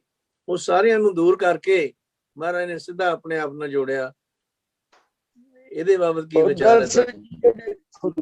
ਲੋਕ ਨੇ ਜਿਹੜੇ ਆਪਣੀਆਂ ਗਰਜ਼ਾਂ ਨੂੰ ਪਗਾਉਣ ਵਾਲੇ, ਉਹ ਗੁਰੂ ਸਾਹਿਬ ਦੇ ਵੀ ਰਿਸ਼ਤੇਦਾਰ ਜਿਹੜੇ ਨੇ, ਆਮ ਰਿਸ਼ਤੇਦਾਰ, ਜਿਨ੍ਹਾਂ ਨੂੰ ਪਤਾ ਹੀ ਨਹੀਂ ਕਿ ਸਾਡੇ ਖਾਨਦਾਨ ਚ ਗੁਰੂ ਵੀ ਹੈਗੇ ਨੇ, ਉਹਨਾਂ ਨੂੰ ਤਾਂ ਆਪਣੇ ਮਾਇਆ ਦੇ ਚੱਕਰ ਹੈ। ਜਿੱਦਾਂ ਪ੍ਰਿਥੀਆ ਹੈ ਜਾਂ ਰਾਮ ਰਾਏ ਹੈ, ਉਹਨਾਂ ਤੇ ਵੀ ਅਸੀਂ ਵੱਡੇ ਪੁੱਤਰ ਆ ਤੇ ਸਾਡੀ ਗੱਦੀ ਸਾਨੂੰ ਮਿਲਣੀ ਚਾਹੀਦੀ। ਉਹ ਗੱਦੀ ਦੇ ਨਾਲ ਜੋ ਮਾਇਆ ਅਟੈਚ ਹੈ ਉਹਦੇ ਵੱਲ ਜ਼ਿਆਦਾ ਧਿਆਨ ਹੈ, ਤੇ ਗੱਦੀ ਦੇ ਨਾਲ ਜੋ ਸੇਵਾਵਾਂ ਨੇ, ਜੋ ਕੁਰਬਾਨੀਆਂ ਨੇ, ਉਹਦੇ ਵੱਲ ਕੋਈ ਧਿਆਨ ਨਹੀਂ। ਅੱਜ ਕੱਲ ਦੇ ਲੀਡਰ ਵੀ ਤੁਸੀਂ ਦੇਖ ਲਓ, ਜੋ ਖਾਲਸੇ ਦੀ ਸੇਵਾ ਦਾ ਮਖੌਟਾ ਪਾਈ ਫਿਰਦੇ ਨੇ, ਉਹਨਾਂ ਦੇ ਖਾਲਸੇ ਦਾ ਤੇ ਉਹਨਾਂ ਦਾ ਸਿਰਫ ਬਾਣਾ ਹੀ ਹੈ। ਉਹਨਾਂ ਦੀ ਆਤਮਾ ਜੋ ਹੈ ਦੁਨਿਆਵੀ ਪਦਵੀਆਂ ਵਿੱਚ, ਲਾਲਚਾਂ ਵਿੱਚ, ਆਪਣੀਆਂ ਜਾਇਦਾਦਾਂ ਵਿੱਚ, ਬੈਂਕਾਂ ਦੇ ਵਧਾਉਣ ਲਈ ਉਹਨਾਂ ਦੀ ਸਿੱਖੀ ਜਿਹੜੀ ਹੈ ਫੇਕ ਸਿੱਖੀ। ਥੈਂਕ ਯੂ ਡਾਕਟਰ ਸਾਹਿਬ। ਗਿਆਨੀ ਸੁੱਚਾ ਸਿੰਘ ਜੀ, ਇਸ ਪਾਸੇ ਜਿਹੜਾ ਸੀਗੇ ਇਹ ਜਿਹੜੀਆਂ ਰੌਵਾਂ ਚੱਲ ਰਹੀਆਂ ਸੀ ਵਿਰੋਧਤਾ ਦੇ ਰੂਪ ਚ, ਉਹਨਾਂ ਨੂੰ ਬੰਦ ਕਰਨ ਦੇ ਲਈ ਇਹ ਵੀ ਇੱਕ ਕਾਰਨ ਸੀਗਾ ਕਿ ਵੀ ਖਾਲਸਾ ਜਿਹੜਾ ਪ੍ਰਗਟ ਕੀਤਾ ਮਹਾਰਾਜ ਨੇ। ਇਹਦੇ ਬਾਰੇ ਤੁਹਾਡਾ ਕੀ ਵਿਚਾਰ ਹੈ? ਜੀ ਦੇਖੋ, ਪਿਛਲੀ ਵਾਰੀ ਆਪਾਂ ਗੱਲ ਕਰਦੇ ਸੀਗੇ ਜੀ, ਕੁਝ ਕਕਾਰਾਂ ਦੇ ਬਾਰੇ ਥੋੜੀ ਜਿਹੀ ਗੱਲ ਹੋਈ ਸੀ ਤੇ ਖਾਲਸੇ ਬਾਰੇ ਵੀ ਗੱਲ ਹੋਈ ਸੀ। ਤੇ ਮੈਂ ਨਾ ਕਿਧਰੇ ਪ੍ਰੋਫੈਸਰ ਸਾਹਿਬ ਸਿੰਘ ਹੋਰਾਂ ਦੀ ਇੱਕ ਕਿਤਾਬ ਲਿਖੀ ਹੋਈ ਜਿਹਦੇ ਵਿੱਚ ਗੁਰੂ ਗੋਬਿੰਦ ਸਿੰਘ ਜੀ ਦਾ ਇਤਿਹਾਸ ਹੈ ਐਕਚੁਅਲੀ। ਤੇ ਉਹਨਾਂ ਨੇ ਦੋ ਹੀ ਲਿਖੀਆਂ, ਗੁਰੂ ਨਾਨਕ ਦੇਵ ਜੀ ਦਾ ਤੇ ਗੁਰੂ ਗੋਬਿੰਦ ਸਿੰਘ ਜੀ ਦਾ ਇਤਿਹਾਸ। ਤੇ ਗੁਰੂ ਗੋਬਿੰਦ ਸਿੰਘ ਜੀ ਦੇ ਇਤਿਹਾਸ ਦੇ ਵਿੱਚ ਉਹ ਇੱਕ ਜਗ੍ਹਾ ਤੇ ਉਹਨਾਂ ਨੇ ਲਿਖਿਆ ਕਿ ਇੱਕ ਵਾਰੀ ਗੁਰੂ ਮਹਾਰਾਜ ਜੀ ਦੇ ਕੋਲ ਇਹ ਸਵਾਲ ਆਇਆ ਕਿ ਗੁਰੂ ਮਹਾਰਾਜ, ਜਦੋਂ ਮੁਗਲਾਂ ਨੂੰ ਮੌਕਾ ਲੱਗਦਾ, ਤੁਰਕਾਂ ਨੂੰ ਮੌਕਾ ਲੱਗਦਾ, ਉਹ ਸਾਡੀਆਂ ਧੀਆਂ ਭੈਣਾਂ ਦੀ ਬੇਇੱਜ਼ਤੀ ਕਰਦੇ ਆ, ਤੇ ਜੇ ਸਾਨੂੰ ਵੀ ਇਹ ਇਜਾਜ਼ਤ ਹੋਵੇ ਤੇ ਸ਼ਾਇਦ ਉਹਨਾਂ ਦਾ ਦਿਲ ਡਰੇ ਇਸ ਚੀਜ਼ ਤੋਂ। ਠੀਕ ਹੈ ਜੀ। ਅੱਛਾ ਜੀ, ਹੁਣ ਇਹ ਜਿਹੜਾ ਖਾਲਸੇ ਦਾ, ਇਸ ਖਾਲਸੇ ਦੀ ਛੋੜੋ ਜੀ, ਸਿੱਖੀ ਦਾ ਇਹ ਕਿਰਦਾਰ ਨਹੀਂ ਹੈ ਨਾ ਵੈਸੇ। ਠੀਕ ਹੈ ਜੀ। ਬਟ ਉਹ ਜਿਸ ਵੇਲੇ ਸਵਾਲ ਜਾਂਦਾ ਗੁਰੂ ਗੋਬਿੰਦ ਸਿੰਘ ਜੀ ਦੇ ਕੋਲ, ਤੇ ਗੁਰੂ ਗੋਬਿੰਦ ਸਿੰਘ ਜੀ ਉਹ ਪ੍ਰੋਫੈਸਰ ਸਾਹਿਬ ਦੇ ਕਹਿਣ ਵਾਂਗ ਕਹਿੰਦੇ ਕਿ ਉਹ ਚਿੰਤਾ ਦੇ ਵਿੱਚ, ਜਿਹੜਾ ਸੋਚਾਂ ਦੇ ਵਿੱਚ ਪੈ ਜਾਂਦੇ। ਸੋਚਣ ਤੋਂ ਬਾਅਦ ਫਿਰ ਉਹਨਾਂ ਨੇ ਇੱਕ ਫੈਸਲਾ ਲਿਆ ਸੀ ਕਿ ਉਹ ਜਿਹੜਾ ਬਾਅਦ ਦੇ ਵਿੱਚ ਇਹ ਜਿਹੜਾ ਖਾਲਸਾ ਸਾਜਣਾ, ਜਿਹਨੂੰ ਅਸੀਂ ਖੰਡੇ ਦੀ ਪਾਹਲ ਦੇਣਾ ਜਾਂ ਅੰਮ੍ਰਿਤ ਛਕਾਉਣਾ ਕਹਿੰਦੇ, ਕਿ ਇਹ ਜਿਹੜੀ ਚੀਜ਼ ਬਾਹਰ ਆਈ ਤੇ ਉਸ ਜਿਹੜਾ ਤੁਰਕਣੀ ਦਾ ਸੰਗ ਕਰਨੇ ਦੀ, ਉੱਥੇ ਵੀ ਜਿਹੜਾ ਸਾਡੇ ਰਹਿਤਨਾਮਿਆਂ ਦੇ ਵਿੱਚ ਵੀ ਵਿਰੋਧ ਆਉਂਦਾ ਆ ਕਿ ਨਹੀਂ ਕਰਨਾ ਚਾਹੀਦਾ, ਹਨਾ ਜੀ। ਉੱਥੇ ਤੁਰਕਣੀ ਦਾ ਸੰਗ ਲਿਖਿਆ। ਤੇ ਹੁਣ ਉਹ ਜਿਹੜਾ ਉਸ ਵਾਸਤੇ ਉਹਨਾਂ ਨੇ ਕਹਿੰਦੇ ਕਿ ਇੱਕ ਚੀਜ਼, ਇਸ ਚੀਜ਼ ਨੂੰ ਸਿੰਬਲਾਈਜ਼ ਕਰਨ ਦੇ ਵਾਸਤੇ ਜਿਹੜੀ ਕਸ਼ਹਿਰਾ ਦਿੱਤਾ ਸੀ। ਠੀਕ ਹੈ ਜੀ। ਕਸ਼ਹਿਰਾ ਦਿੱਤਾ ਸੀਗਾ ਕਿ ਇਹ ਸਿੱਖ ਜਿਹੜਾ ਇਹਨੂੰ ਇਉਂ ਸੰਭੇ ਕਿ ਗੁਰੂ ਮਹਾਰਾਜ ਨੇ ਮੈਨੂੰ ਦਿੱਤੀ ਹੈ ਜਾਤ ਸੱਤ ਦੀ ਨਿਸ਼ਾਨੀ, ਤੇ ਮੇਰੀ ਜਿਹੜੀ ਲਿਮਿਟ ਹੈ, ਮੇਰਾ ਸਪਾਊਸ ਹੈ, ਇਹ ਤੋਂ ਵੱਧ ਨਹੀਂ। ਤਾਂ ਇਸ ਵਾਸਤੇ ਦਿੱਤਾ ਸੀ। ਇੱਕ ਉਹਦੇ ਵਿੱਚ ਉਹਨਾਂ ਨੇ ਹੋਰ ਕਹਾਣੀ ਇਹ ਦਿੱਤੀ ਹੈ ਕਹਿੰਦੇ ਕਿ ਗੁਰੂ ਗੋਬਿੰਦ ਸਿੰਘ ਜੀ ਨੇ ਇੱਕ ਵਾਰੀ ਅਨੰਦਪੁਰ ਸਾਹਿਬ ਦੇ ਵਿੱਚ ਪਰੇ ਦਰਬਾਰ ਦੇ ਵਿੱਚ ਇੱਕ ਪੰਡਤ ਨੂੰ ਸੱਦਿਆ ਹੋਇਆ ਸੀ, ਸਟੇਜ ਤੇ ਬੈਠਾ ਸੀ, ਤੇ ਜਿਸ ਵੇਲੇ ਦੀਵਾਨ ਦੀ ਸਮਾਪਤੀ ਹੋਈ ਤੇ ਗੁਰੂ ਮਹਾਰਾਜ ਨੇ ਉਸ ਨੂੰ ਚੀਜ਼ਾਂ ਦਾਨ ਕੀਤੀਆਂ, ਔਰ ਦਾਨ ਦੇਣੇ ਵਾਲੀ ਚੀਜ਼ਾਂ ਦੇ ਵਿੱਚ ਸੀ ਕਹਿੰਦੇ ਮਹਾਂ ਦੀ ਦਾਲ, ਸਰੋਂ ਦਾ ਤੇਲ ਤੇ ਕੁਝ ਲੋਹਾ ਸੀ। ਠੀਕ ਹੈ ਜੀ। ਹੁਣ ਇਹ ਜਿਹੜੀਆਂ ਸਾਰੀਆਂ ਦੀ ਸਾਰੀਆਂ ਚੀਜ਼ਾਂ ਇਹ ਹੈਗੀਆਂ ਕਾਲੀ ਮਾਤਾ ਦੇ ਦਾਨ। ਠੀਕ ਹੈ ਜੀ। ਮੰਗਲਵਾਰ ਜਾਂ ਸ਼ਨੀਵਾਰ ਦੇ ਦਿਨਾਂ ਨੂੰ ਉਹ ਜਿਹੜੇ ਮਾਤਾ ਦੇ ਮੰਗਣੇ ਵਾਲੇ ਆ ਉਹ ਆਉਂਦੇ ਪਿੰਡਾਂ ਦੇ ਵਿੱਚ, ਤੇ ਲੋਕ ਉਹਨਾਂ ਨੂੰ ਇਹ ਚੀਜ਼ਾਂ ਦਿੰਦੇ ਆ। ਤੇ ਉਹ ਗੁਰੂ ਮਹਾਰਾਜ ਨੇ ਜਿਸ ਵੇਲੇ ਕਹਿੰਦੇ ਦਾਨ ਦਿੱਤੀਆਂ ਤੇ ਸਿੱਖ ਜਿਹੜੇ ਦੇਖ ਰਹੇ ਆਸਾ ਪਾਸਾ ਵੀ ਕੀ ਹੋ ਰਿਹਾ ਅੱਜ, ਤੇ ਜਿਸ ਵੇਲੇ ਤੰਬੂ ਤੋਂ ਬਾਹਰ ਨਿਕਲਣ ਲੱਗਾ ਤੇ ਉਹਨੂੰ ਉਹਨਾਂ ਨੇ ਫੜ ਲਿਆ। ਉਹ ਕਹਿੰਦੇ ਕਿ ਪੰਡਤ ਜੀ ਤੇ ਸਾਡਾ ਮਾਲ ਹੈ, ਇੱਥੇ ਰੱਖ ਦਿਓ। ਤੇ ਗੁਰੂ ਮਹਾਰਾਜ, ਉਹ ਜਿਹੜਾ ਪੰਡਤ ਹੈ ਉਹ ਕਹਿੰਦਾ ਕਿ ਇਹ ਗੁਰੂ ਮਹਾਰਾਜ ਨੇ ਆਪਣੀ ਕੋਈ ਬਲਾ ਟਾਲਣ ਦੇ ਵਾਸਤੇ ਮੈਨੂੰ ਦਾਨ ਕੀਤਾ, ਇਹਨਾਂ ਚੀਜ਼ਾਂ ਨੂੰ ਮੈਂ ਹੀ ਹਜਮ ਕਰ ਸਕਦਾ, ਦਾਨ ਪੁੰਨ ਜਿਹੜਾ ਕੀਤਾ ਹੈ ਤੁਸੀਂ ਨਹੀਂ ਨੂੰ ਹਜਮ ਕਰ ਸਕਦੇ, ਬਹੁਤ ਭਾਰਾ ਹੁੰਦਾ ਹੈ। ਉਹਨਾਂ ਨੇ ਕਿਹਾ ਕਿ ਚਲੋ ਜੀ ਏਦਾਂ ਸਾਹਮਣੇ ਬੈਠੋ ਤੁਸੀਂ, ਅਸੀਂ ਇੱਥੇ ਤੁਹਾਨੂੰ ਹਜਮ ਕਰਕੇ ਦਿਖਾਲਦੇ ਹਾਂ। ਉਹਨਾਂ ਨੇ ਕਹਿੰਦੇ ਮਹਾਂ ਦੇ ਬੜੇ ਬਣਾਏ ਪੀਸ ਕੇ ਉਸੇ ਵੇਲੇ ਉਸੇ ਸਰੋਂ ਦੇ ਤੇਲ ਦੇ ਵਿੱਚ ਤਲੇ, ਤੇ ਜਿਹੜਾ ਲੋਹਾ ਦਿੱਤਾ ਸੀ ਉਹਨਾਂ ਦੇ ਬੇਟੱਬੇ ਕੜੇ ਬਣਾ ਕੇ, ਲੋਹਾਰ ਦੇ ਉੱਥੇ ਹੈਗੇ ਸੀਗੇ ਮੌਜੂਦ ਸੀਗੇ ਨਾ ਜੀ, ਤਾਂ ਉਹਨਾਂ ਨੇ ਕੜੇ ਬਣਾ ਕੇ ਪਾਏ। ਠੀਕ ਹੈ ਜੀ। ਕਹਿੰਦੇ ਕਿ ਸਾਨੂੰ ਦੱਸੋ ਜੀ ਕਿਹੜੀ ਭੂਤ ਚਿੰਬੜ ਗਿਆ। ਠੀਕ ਹੈ ਜੀ। ਤੇ ਫਿਰ ਕਹਿੰਦੇ ਕਿ ਗੁਰੂ ਮਹਾਰਾਜ ਜੀ ਨੇ ਜਕਾਰਾ ਛੱਡ ਦਿੱਤਾ ਸੀ, ਸਿੱਖੋ ਆਹੀ ਮੈਂ ਦੇਖਣਾ ਚਾਹੁੰਦਾ ਸੀ ਕਿ ਤੁਹਾਡੇ ਵਿੱਚ ਜ਼ਰੂਰਤ ਹੈ, ਇਸ ਵਾਸਤੇ ਕਹਿੰਦੇ ਕੜਾ ਸਾਡੇ ਵਿੱਚ ਆਇਆ, ਇੱਥੋਂ ਹੀ ਜਿਹੜਾ ਕਸ਼ਹਿਰਾ ਆਇਆ ਸੀਗਾ, ਤੇ ਬਾਕੀ ਚੀਜ਼ਾਂ ਤੇ ਚਲੋ ਜਿਹੜੀ ਪ੍ਰੋਟੈਕਸ਼ਨ ਦੇ ਵਾਸਤੇ ਕਿਰਪਾਨ ਆ ਗਈ, ਸਫਾਈ ਦੇ ਵਾਸਤੇ ਕੰਘਾ ਆ ਗਿਆ। ਠੀਕ ਹੈ ਜੀ। ਉਹ ਚੀਜ਼ਾਂ ਨਾਲ ਆਈਆਂ। ਤੋਂ ਇਹ ਇੰਟਰਸਟਿੰਗ। ਹਾਂਜੀ। ਸੋ ਇਹ ਚੀਜ਼ਾਂ ਜਿਹੜੀਆਂ ਉਹਨਾਂ ਨੇ ਲਿਖੀਆਂ, ਹੁਣ ਇਹ ਦੇਖੋ ਕੁਛ ਤੇ ਉਹਨਾਂ ਦੀ ਖੋਜ ਹੋਏਗੀ ਨਾ ਜੀ, ਐਡੇ ਵਿਦਵਾਨ ਸੱਜਣ ਨੇ, ਤੇ ਇਸ ਤਰੀਕੇ ਦੇ ਨਾਲ ਕੋਈ ਹਰ ਇੱਕ ਚੀਜ਼ ਜਿਹੜੀ ਆ ਉਹ ਇੱਕੋ ਹੀ ਪੁਆਇੰਟ ਤੋਂ ਨਹੀਂ ਆ ਜਾਂਦੀ ਹੁੰਦੀ ਕਿ ਪੰਜੇ ਚੀਜ਼ਾਂ ਪੂਰੇ ਦੇ ਪੂਰੀ ਖਾਲਸੇ ਦੀ ਜਿਹੜੀ ਸਾਜਨਾ ਹੈ ਉਹ ਕਿਸੇ ਇੱਕ ਓਕੇਜਨ ਤੋਂ ਆ ਜਾਵੇ। ਬਹੁਤ ਸਾਰੇ ਰੀਜ਼ਨ ਰਲ ਕੇ ਤੇ ਉਹ ਇੱਕ ਚੀਜ਼ ਜਿਹੜੀ ਸਿਲਸਿਲਾ ਇੱਕ ਬਣਦਾ, ਤੇ ਉਹ ਗੁਰੂ ਮਹਾਰਾਜ ਜੀ ਨੇ ਸਾਨੂੰ ਦਿੱਤਾ। ਹਾਂ, ਜਿਸ ਵੇਲੇ ਖਾਲਸਾ ਬਣ ਜਾਂਦਾ ਤੇ ਉਹਦੇ ਉੱਪਰ ਜਿਹੜੇ ਜ਼ਿੰਮੇਵਾਰੀਆਂ ਲਾਈਆਂ ਜਾਂਦੀਆਂ, ਉਹਦੇ ਵਿੱਚ ਜਿਹੜੀ ਹੈ ਕਿ ਆਪਣੀ ਸਾਬਤ ਸੂਰਤ ਰੱਖੋ। ਤੇ ਗੁਰੂ ਨਾਨਕ ਪਾਤਸ਼ਾਹ ਜੀ ਦਾ ਵੀ ਸ਼ਬਦ ਹੈਗਾ ਆ। ਠੀਕ ਹੈ ਜੀ। ਸਾਬਤ ਸੂਰਤ ਦਸਤਾਰ ਸਿਰਾ, ਉਹ ਕਾਜ਼ੀ ਨੂੰ ਕਿਹਾ ਸੀਗਾ। ਠੀਕ ਹੈ ਜੀ। ਤੇ ਉਹ ਕਹਿੰਦੇ ਕਿ ਵੀ ਜਾਣੀ ਆਪਣੀ ਕਾਇਆ ਕਿਰਦਾਰ ਔਰਤ ਯਕੀਨਾ, ਹਾਂਜੀ ਇਸ ਤਰ੍ਹਾਂ ਦਾ ਸ਼ਬਦ ਹੈਗਾ ਵੀ ਆਪਣੀ ਕਾਇਆ ਨੂੰ, ਆਪਣੀ ਸਰੀਰ ਨੂੰ ਇੱਕ ਪਤੀਵ੍ਰਤਾ ਇਸਤਰੀ ਵਾਂਗ ਸਮਝ, ਇਹਨੂੰ ਬਣਾ ਕਿ ਤੇਰੇ ਭਾਣੇ ਦੇ ਵਿੱਚ ਚੱਲੇ, ਤੇਰੇ ਕਹਿਣੇ ਦੇ ਵਿੱਚ ਚੱਲੇ, ਅੱਖਾਂ ਨੂੰ ਸਮਝਾ, ਕੰਨਾਂ ਨੂੰ ਸਮਝਾ, ਇਸ ਤਰੀਕੇ ਦੇ ਨਾਲ ਇਹਨੂੰ ਚਲਾ, ਤੇ ਨਾਲ ਆਪਣਾ ਜਿਹੜਾ ਸਾਬਤ ਸੂਰਤ ਰੱਖਿਆ ਕਰ, ਤੇ ਸਰੀਰ ਨੂੰ ਜਿਹੜਾ ਤੋੜ ਮਰੋੜ ਕੇ ਸੋਹਣਾ ਬਣਨ ਦੀ ਕੋਸ਼ਿਸ਼ ਕਰਨੀ, ਇਹ ਕੋਈ ਚੰਗਾ ਕੰਮ ਨਹੀਂ ਹੁੰਦਾ। ਤਾਂ ਸਾਬਤ ਸੂਰਤ ਦਸਤਾਰ ਸਿਰਾ ਇਹ ਦਿੱਤਾ ਸੀ। ਤੇ ਗੁਰੂ ਮਹਾਰਾਜ ਜੀ ਨੇ 10ਵੇਂ ਪਾਤਸ਼ਾਹ ਜੀ ਨੇ ਸਾਨੂੰ ਕੇਸ਼ਾਂ ਦੀ ਸਫਾਈ ਦੇ ਵਾਸਤੇ ਇੱਕ ਜਿਹੜਾ ਉਸ ਵੇਲੇ ਪ੍ਰਚਲਿਤ ਸੀ ਉਹ ਜਿਹੜਾ ਕਾਠ ਦਾ ਕੰਘਾ ਸਾਨੂੰ ਦੇ ਦਿੱਤਾ ਸੀਗਾ। ਠੀਕ ਹੈ ਜੀ। ਤਾਂ ਇਹ ਜਿਹੜੀਆਂ ਸਾਰੀਆਂ ਚੀਜ਼ਾਂ, ਹਾਂ ਇਸੇ ਕਰਕੇ ਹੀ ਇਹਨਾਂ ਦੇ ਉੱਪਰ ਕਰੈਕਟਰ ਇੱਕ ਨਾਲ ਇਹਨਾਂ ਦੇ ਸਾਰੀ ਚੀਜ਼ਾਂ ਦੇ ਨਾਲ ਜੁੜਿਆ ਹੋਇਆ। ਹਰ ਇੱਕ ਸਿੱਖ ਦਾ ਕਰੈਕਟਰ ਵੀ ਨਾ ਪੰਜਾਂ ਚੀਜ਼ਾਂ ਦੇ ਨਾਲ ਜੁੜਿਆ ਹੋਇਆ। ਉਸੇ ਕਰਕੇ ਹੀ ਉਹ ਜਿਹੜਾ ਸਿੱਖ ਹੈ ਉਹ ਕਿਸੇ ਵੀ ਜੰਗ ਯੁੱਧ ਦੇ ਵਿੱਚ ਜਿਹੜਾ ਕਾਮਯਾਬ ਹੁੰਦਾ ਆਇਆ ਹੈ ਨਾ ਜੀ। ਤੇ ਇਹ ਜਿਹੜੀ ਸਾਨੂੰ ਬੁਰਾਈਆਂ ਦੇ ਟਾਕਰ ਦੇ ਉੱਪਰ ਲੜਨ ਦੇ ਵਾਸਤੇ ਹਾਂ ਜਿਹੜਾ ਸਿੱਖੀ ਜਾਂ ਖਾਲਸੇ ਦਾ ਕਿਰਦਾਰ, ਕਰੈਕਟਰ, ਇਹਦੀ ਬਾਹਰੀ ਦਿੱਖ ਤੇ ਇਹਦੀ ਅੰਦਰਲੀ ਟ੍ਰੇਨਿੰਗ ਗੁਰੂ ਗ੍ਰੰਥ ਸਾਹਿਬ ਦੀ ਬਾਣੀ ਦੇ ਰਾਹੀਂ, ਇਹ ਸਾਰਾ ਕੁਝ ਮਿਲ ਕੇ ਹੀ ਜਿਹੜਾ ਸਿੱਖ ਬਣਦਾ ਜਾਂ ਖਾਲਸਾ ਬਣਦਾ। Thank you. That's very nice observation. The matter is ਕਿ ਵੀ ਜਿਹੜੇ ਦੇ morals ਨੇ ਦੇ, that's what's more important. ਜਿਹੜੀਆਂ ਕਹਾਣੀਆਂ ਨੇ ਕਿਸ ਤਰ੍ਹਾਂ ਹੋਈਆਂ ਨਾ, ਹੁਣ ਜੇ ਪ੍ਰਹਲਾਦ ਦੀ ਸਟੋਰੀ ਹੈ, how do we know ਕਿ ਉਹ ਸੱਚੀ ਹੈ ਜਾਂ ਝੂਠੀ, ਪਰ ਉਹਦੇ ਸਭ ਕਾ ਉਹਦੇ ਵਿੱਚੋਂ। ਤੇ ਥੈਂਕ ਯੂ ਗਿਆਨੀ ਜੀ। ਪਾਟਿਆ ਸਾਹਿਬ ਤੁਸੀਂ ਦੱਸੋ ਕੁਝ ਵਿਚਾਰ ਇਸ ਪਾਸੇ। भाई खालसा once again। आप तो बड़े ज्ञानी विद्वानी हो, मैंने तो अनपढ़ आदमी हैगा जी इन चीज़ां दे विच, लेकिन मैं खालसा नूं एक होर नज़र तो देखदा। हालांकि आप जी मैंशन कीता ही है, असीं सारा जो क्रेडिट है, जो श्रेय देने हैं, सिर्फ गुरु गोबिंद सिंह नूं देने हैं खालसा बनाने वास्ते। मेरे ख्याल में ये 200 साल की जर्नी है जिहड़ी कि गुरु नानक साहब तो शुरू हुई। Yes.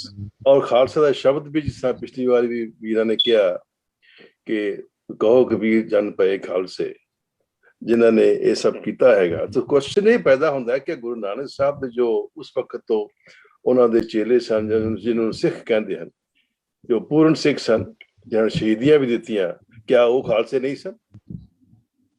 क्या तलवार पा के खालसा होंदा? खालसे दी डेफिनेशन ही हो रहा है।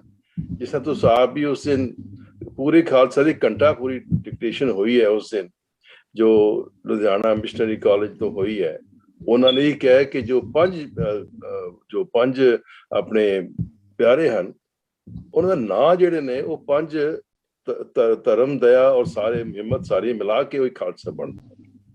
तो इसी तरह ही हाँ जी, तो भाव ये है कि वक्त के सामने गुरु नानक के टाइम उस वक्त शायद पॉसिबल नहीं सी हले कि वो उन्होंने मार्शलाइज कर दे, लेकिन उन्होंने पहला स्वीटनेस नाल मिठे बोलन नाल अपने संगीत राਹੀਂ लोगों ਨੂੰ उदार करने की कोशिश की थी भी जागो उठो। सब गुरुआं दा जो है गुरु ग्रंथ साहब की रचना तो लैके आखिर तक इक्को ही प्लान नजर आता है। सारे भगत जो सन डिफरेंट हिंदुस्तान की थां ते ले गए। तो लोगों को इकट्ठा करना, छोटियां जातां लोगों को कहना सी सब बराबर हो, ये गुरु साहब ने किया, गुरु नानक साहब ने किया ना। सारे हिंदुस्तान के अंदर एक नवी सोच नवी कॉन्शियसनेस पैदा करनी सी ताकि वो जो सदियां की गुलामी आई जा रही सी उतों जिस हिंदुस्तान की कौम जी सी वो आजाद हो सके। लेकिन ये ओवरनाइट तो नहीं हो सकता ना। जेडे 20 सदियां तो 2-3 हजार साल तो जो मुसलमान लोग जो हमलावर करने वाले सन वो 700-800 ईस्वी तो बाद आने शुरू हो गए। मोहम्मद बिन कासिम क्या जाता है, आप जी ने मेंशन किया डॉक्टर साहब ने पिछली बारी 117 बंदे लेके आया, 40,000 औरतां लेके चला गया। इन्नी कौम के अंदर गिरावट आ चुकी सी। सो इनू चेंज करने वास्ते समा चाहिए सी। तो ये प्रोसेस जो है, जो नई जो कॉन्शियसनेस है, जो नई अवेयरनेस है, वो गुरु नानक साहब तो शुरू हुई, हौली हौली हौली जाके फिर पंजे पातशाह दी शहीदी तक चला गया। उस बाद 9वीं पातशाह की शहीदी हुई, ना जो सतीदास मरीदास जिन्होंने शहीदी हुई, जिन्हें बंद कटवाए गए, क्या वो खालसे नहीं sir? Yeah, that's a good question. Let me ask Dr. Dharm Singh. हाँ जी, तो गुरु साहब ने फिर जो समय दी मतलब तैयारी शुरू होती गई, जो खालसा दी मानता बढ़ती, गुरु नानक साहब ने सारी दुनिया घूम के कहने 28,000 मील का सफर किया है। एक यही मैसेज देने वास्ते कि सारी इंसानियत इको जी है, सब उठना चाहिए और गुलाम नहीं रखना चाहिए। सुनाया जाता है कि गुरु नानक साहब इवन रोम तक पहुंचे ने और पोप ਨੂੰ भी मिले और उसने भी कहा सी जो स्लेवरी है ਤੁਹਾਡੇ ਮੁਲਕਾਂ ਦੇ ਅੰਦਰ ਇਹ ਗਲਤ ਚੀਜ਼ ਹੈ। ਇਹ भी एक कुछ पढ़ा गया कि तो ये जो अप्रोच सी ये शुरू तो चली आ रही सी और खालसा शब्द भी कोई नवा नहीं, आप जी ने सब पहले मेंशन किया है। लेकिन गुरु साहब ने आके देखा भी हुण टाइम आ गया कि गुरु के सिखां नूं तलवार हाथ देण दी लोड़ पै गई। सो मेरा ख्याल है सारा क्रेडिट गुरु गोबिंद सिंह नूं देने खालसा बनाउण वास्ते ये पूरा ठीक नहीं। Thank you ji, thank you for sharing your views। ज्ञानी धर्म सिंह जी। हाँ जी, जो भाटिया साहब ने क्या जो सारे अपने प्रोफेसर सुच्चा सिंह जी वासी जी सारे अपने अपने बहुत वधिया बोल रहे, बहुत वधिया गया। ਜਿਹੜੀ ਭਾਟੀਆ ਸਾਹਿਬ ਨੇ ਗੱਲ ਕਹੀ ਇਹ ਗੱਲ ਬਿਲਕੁਲ ਸੱਚ ਹੈ। ਅਸੀਂ ਗੁਰੂ ਗੋਬਿੰਦ ਸਿੰਘ ਜੀ ਨੂੰ ਬਾਕੀ ਗੁਰੂ ਸਾਹਿਬਾਂ ਨਾਲੋਂ ਅਲੱਗ ਨਹੀਂ ਕਰ ਸਕਦੇ। ਭਾਈ ਨੰਦ ਲਾਲ ਜੀ ਨੇ ਆਪਣੀ ਬਾਣੀ 'ਚ ਇਸ ਬਾਰੇ ਬੜਾ ਖੂਬ ਲਿਖਿਆ ਕਿ ਭਿੰਨ ਭਿੰਨ ਸਭੂ ਕਰ ਜਾਣਾ, ਤੇ ਜਿਨ੍ਹਾਂ ਨੇ ਵੱਖਰਾ ਸਮਝਿਆ ਗੁਰੂ ਗੋਬਿੰਦ ਸਿੰਘ ਜੀ ਨੂੰ ਉਹਨਾਂ ਨੇ ਸਿੱਖੀ ਨੂੰ ਸਮਝਿਆ ਹੀ ਨਹੀਂ। ਜਿਵੇਂ ਗੁਰੂ ਨਾਨਕ ਦੇਵ ਜੀ ਨੇ ਗੁਰਤਾ ਗੱਦੀ ਗੁਰੂ ਅੰਗਦ ਦੇਵ ਜੀ ਨੂੰ ਦਿੱਤੀ, ਏਦਾਂ ਹੀ ਗੁਰੂ ਤੇਗ ਬਹਾਦਰ ਸਾਹਿਬ ਜੀ ਨੇ ਸ੍ਰੀ ਗੁਰੂ ਗੋਬਿੰਦ ਸਿੰਘ ਜੀ ਮਹਾਰਾਜ ਨੂੰ ਬਖਸ਼ੀ ਆ। ਤੇ ਇਹ ਅੱਗੇ ਵਿਚਾਰ ਹੋ ਵੀ ਚੁੱਕਿਆ ਵੀ ਜਿੱਦਾਂ ਡਾਕਟਰ ਗੋਕਲ ਚੰਦ ਨਾਰੰਗ ਲਿਖਦਾ ਆ ਕਿ ਜਿਹੜਾ ਪੌਦਾ ਗੁਰੂ ਗੋਬਿੰਦ ਸਿੰਘ ਜੀ ਦੇ ਸਮੇਂ ਫਲਿਆ ਉਹਨੂੰ ਬੀਜਿਆ ਗੁਰੂ ਨਾਨਕ ਦੇਵ ਜੀ ਨੇ, ਤੇ ਬਾਕੀ ਗੁਰੂ ਸਾਹਿਬ ਜੀ ਨੇ ਉਹਨੂੰ ਸਿੰਜਿਆ ਤੇ ਉਹਨੂੰ ਵੱਡਾ ਕੀਤਾ। ਭਾਵ ਕਿ ਉਹ ਇੱਕੋ ਹੀ ਸੀਗਾ। ਤੇ ਜਿਹੜੇ ਸਿਧਾਂਤ ਨੇ ਟੋਟਲੀ ਗੁਰੂ ਗੋਬਿੰਦ ਸਿੰਘ ਜੀ ਨੇ ਖਾਲਸੇ ਨੂੰ ਉਹ ਦਿੱਤੇ ਜੋ ਸਾਨੂੰ ਸ੍ਰੀ ਗੁਰੂ ਗ੍ਰੰਥ ਸਾਹਿਬ ਜੀ ਅੰਦਰੋਂ ਪ੍ਰਾਪਤ ਹੁੰਦੇ ਨੇ।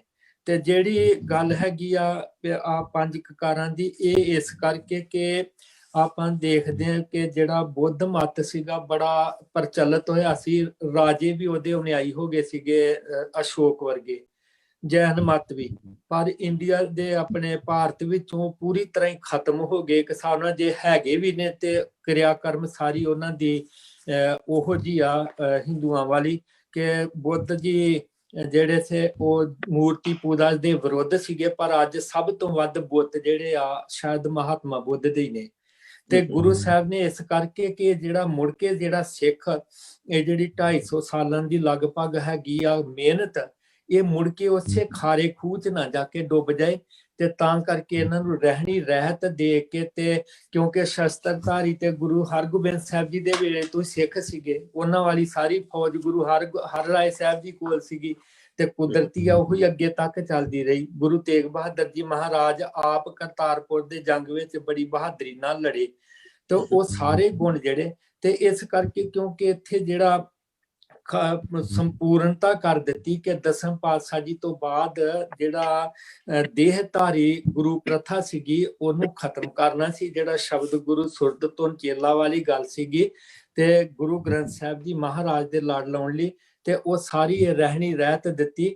ਬਾਕੀ ਸਿਧਾਂਤ ਜਿਹੜੇ ਉਹ ਸਾਰੇ ਪਹਿਲੇ ਗੁਰੂ ਸਾਹਿਬ ਨਾਲੋਂ ਕੋਈ ਵੱਖਰੇ ਨਹੀਂ ਆ, ਅਸੀਂ ਇਹਨਾਂ ਦੀ ਵਿਚਾਰ ਕਰ ਸਕਦੇ ਹਾਂ ਹਰ।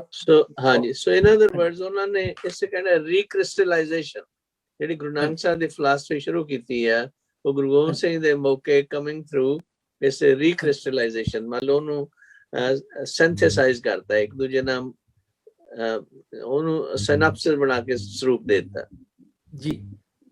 ਕੀ ਖਿਆਲ ਹੈ ਆਪਣੇ ਡਾਕਟਰ ਬਾਸੂ ਸਾਹਿਬ ਤੁਹਾਡਾ ਇਸ ਬਾਬਤ ਕਿ ਵੀ ਜਿਹੜਾ ਡਿਵੈਲਪਮੈਂਟਲ ਪ੍ਰੋਸੈਸ ਸੀ, ਉਹ ਜਿਹੜਾ ਡਿਵੈਲਪਮੈਂਟਲ ਪ੍ਰੋਸੈਸ ਸੀ ਉਹ ਕ੍ਰਿਸਟਲਾਈਜ਼ ਹੋ ਗਿਆ ਗੁਰੂ ਗੋਬਿੰਦ ਸਿੰਘ ਜੀ ਮੌਕੇ, ਉਹਨਾਂ ਨੇ ਜੋ ਡਿਸੀਜਨ ਦਿੱਤੇ। ਉਹ ਅਸਲ ਵਿੱਚ ਇਹ ਹੈ ਵੀ ਜਿੱਦਾਂ ਗੁਰੂ ਨਾਨਕ ਸਾਹਿਬ ਨੇ ਕਿਹਾ ਸੀ ਨਾ ਕਿ ਜੇ ਤੋਂ ਪ੍ਰੇਮ ਖੇਲਣ ਕਾ ਚਾਓ ਸਿਰ ਧਰ ਤਲੀ ਗਲੀ ਮਰੀ ਆਓ, ਇਤ ਮਾਰਗ ਪੈਰ ਧਰੀਜੇ ਸਿਰ ਦੀਜੇ ਕਾਣ ਨਾ ਕੀਜੇ। ਤੇ ਇਹਦੀ ਡੈਮੋਨਸਟ੍ਰੇਸ਼ਨ ਗੁਰੂ ਗੋਬਿੰਦ ਸਿੰਘ ਜੀ ਨੇ ਦਿੱਤੀ ਜਦੋਂ 5 ਸਿੱਖ ਮੰਗ ਲੈ ਕਿ ਸਿਰ ਮੰਗ ਲੈ, ਉਹ ਇਹ ਡੈਮੋਨਸਟ੍ਰੇਸ਼ਨ ਹੀ ਕੀਤੀ ਗਈ ਹੈ। ਦਾਸ ਨੇ ਅੱਗੇ ਵੀ ਇਹ ਕਿਹਾ ਵੀ ਇਹ ਜਿਹੜੀ ਕਹਾਣੀ ਖਾਲਸਾ ਪੰਥ ਦੇ ਵਾਪਰਨ ਦੀ ਕਹਾਣੀ ਹੈ, ਇਹ ਇੱਕ ਪਾਤਰ ਦੀ ਨਹੀਂ ਹੈ। ਜਿਵੇਂ ਸੁਰਜਨ ਸਿੰਘ ਫਰਿਆਦੀ ਨੇ ਦਿੱਲੀ ਦੇ ਸ਼ਾਇਰ, ਉਹਨਾਂ ਨੇ ਬੜੀ ਕਮਾਲ ਦੀ ਗੱਲ ਕਹੀ ਹੈ, ਮੈਂ ਅੱਗੇ ਵੀ ਦੁਹਰਾ ਦਿਆਂ, ਨਹੀਂ ਇੱਕ ਪਾਤਰੀ ਵਰਤੀ ਕਹਾਣੀ, ਇਹ ਪਰਿਵਰਤਨ 10 ਲੋਆਂ ਦਾ ਹਾਣੀ। ਇਹ ਜੋ ਟ੍ਰਾਂਸਫਰਮੇਸ਼ਨ ਹੋਈ ਹੈ ਕੰਪਲੀਟ, ਇਹ 10 ਰੋਸ਼ਨੀਆਂ ਦੁਆਰਾ 10 ਜੋਤਾਂ ਦੁਆਰਾ ਹੋਈ ਹੈ। ਉਸੇ ਸ਼ਾਇਰ ਨੇ ਕਿਹਾ ਕਿ 9 ਘਰ ਲੰਘੇ ਅੱਗੋਂ ਆਇਆ 10ਵਾਂ ਦੁਆਰਾ, ਬਈ 9 ਗੁਰੂਆਂ ਦਾ ਸਮਾਂ ਲੰਘ ਗਿਆ, ਹੁਣ 10ਵੇਂ ਗੁਰੂ ਸਾਹਿਬ ਦਾ ਸਮਾਂ ਆ ਗਿਆ। 9 ਘਰ ਲੰਘੇ ਅੱਗੋਂ ਆਇਆ 10ਵਾਂ ਦੁਆਰਾ, ਸਰਦਾਰੀ ਪ੍ਰਸ਼ਾਦ ਬਣੀ ਕਲਗੀ ਅਵਤਾਰਾ। ਕਲਗੀ ਵਰਤਾਰਾ, ਕਲਗੀਆਂ ਵੰਡੀਆਂ ਗਈਆਂ, ਸਰਦਾਰੀਆਂ ਦੇ ਪ੍ਰਸ਼ਾਦ ਵੰਡੇ ਗਏ। ਜਦ ਗੁਰੂ ਸਾਹਿਬ ਨੇ ਲਾਈਨ ਹੀ ਖਿੱਚ ਦਿੱਤੀ ਕਿ ਮੈਂ ਹੁਣ ਇਹ ਰਹਿਣ ਨਹੀਂ ਦੇਣਾ ਮੁਗਲਾਂ ਨੂੰ। ਅਸਲ ਵਿੱਚ ਗੱਲ ਇਹ ਹੈ ਵੀ ਜਿਤਨੇ ਵੀ ਇਹ ਸੰਘਰਸ਼ ਹੁੰਦੇ ਨੇ ਮਨੁੱਖਾਂ ਦੀ ਜ਼ਿੰਦਗੀ ਵਿੱਚ, ਇਹ ਇੱਕ ਪਾਸੇ ਰਾਖਸ਼ਿਸ਼ ਬਿਰਤੀਆਂ ਨੇ, ਇੱਕ ਪਾਸੇ ਕਿਸੇ ਇੱਕ ਹੋਰ ਮੈਂ ਆਈਡੀਆ ਪੜਿਆ ਸੀ, ਉਹ ਕਹਿੰਦੇ ਜੀ ਇੱਕ ਪਾਤਰ ਪੁਸ਼ਟ ਹੈ। ਹਾਂਜੀ ਡਾਕਟਰ ਬਾਸੂ, ਮਹਾਰਾਜ ਦੀ ਲੜਾਈ ਜਿਹੜੀ ਸੀ ਮੁਗਲਾਂ ਵਿਰੁੱਧ ਨਹੀਂ ਸੀ, ਜ਼ੁਲਮ ਵਿਰੁੱਧ ਸੀਗੀ। ਹਾਂ ਬਿਲਕੁਲ, ਇਹ ਕਿਉਂਕਿ ਮੁਗਲ ਤਾਂ ਉਹਨਾਂ ਦੇ ਮੁਸਲਮਾਨ ਤਾਂ ਕਈ ਚੇਲੇ ਸਨ ਜੀ, ਜਿਵੇਂ ਗਨੀ ਖਾਨ ਨਬੀ ਖਾਨ ਹੋਏ ਨੇ, ਉਹਨਾਂ ਨੂੰ ਬਚਾ ਕੇ ਲੈ ਗਏ। ਉਹਨਾਂ ਦੀ ਕਿਸੇ ਨਾਲ ਉਹਨਾਂ ਦੀ ਕੋਈ ਵਿਰੋਧਤਾ ਜਿਹੜੀ ਹੈ ਦੇਹ ਦੀ ਵਿਰੋਧਤਾ ਨਹੀਂ ਹੈ, ਵਿਚਾਰਾਂ ਦੀ ਵਿਰੋਧਤਾ ਹੈ।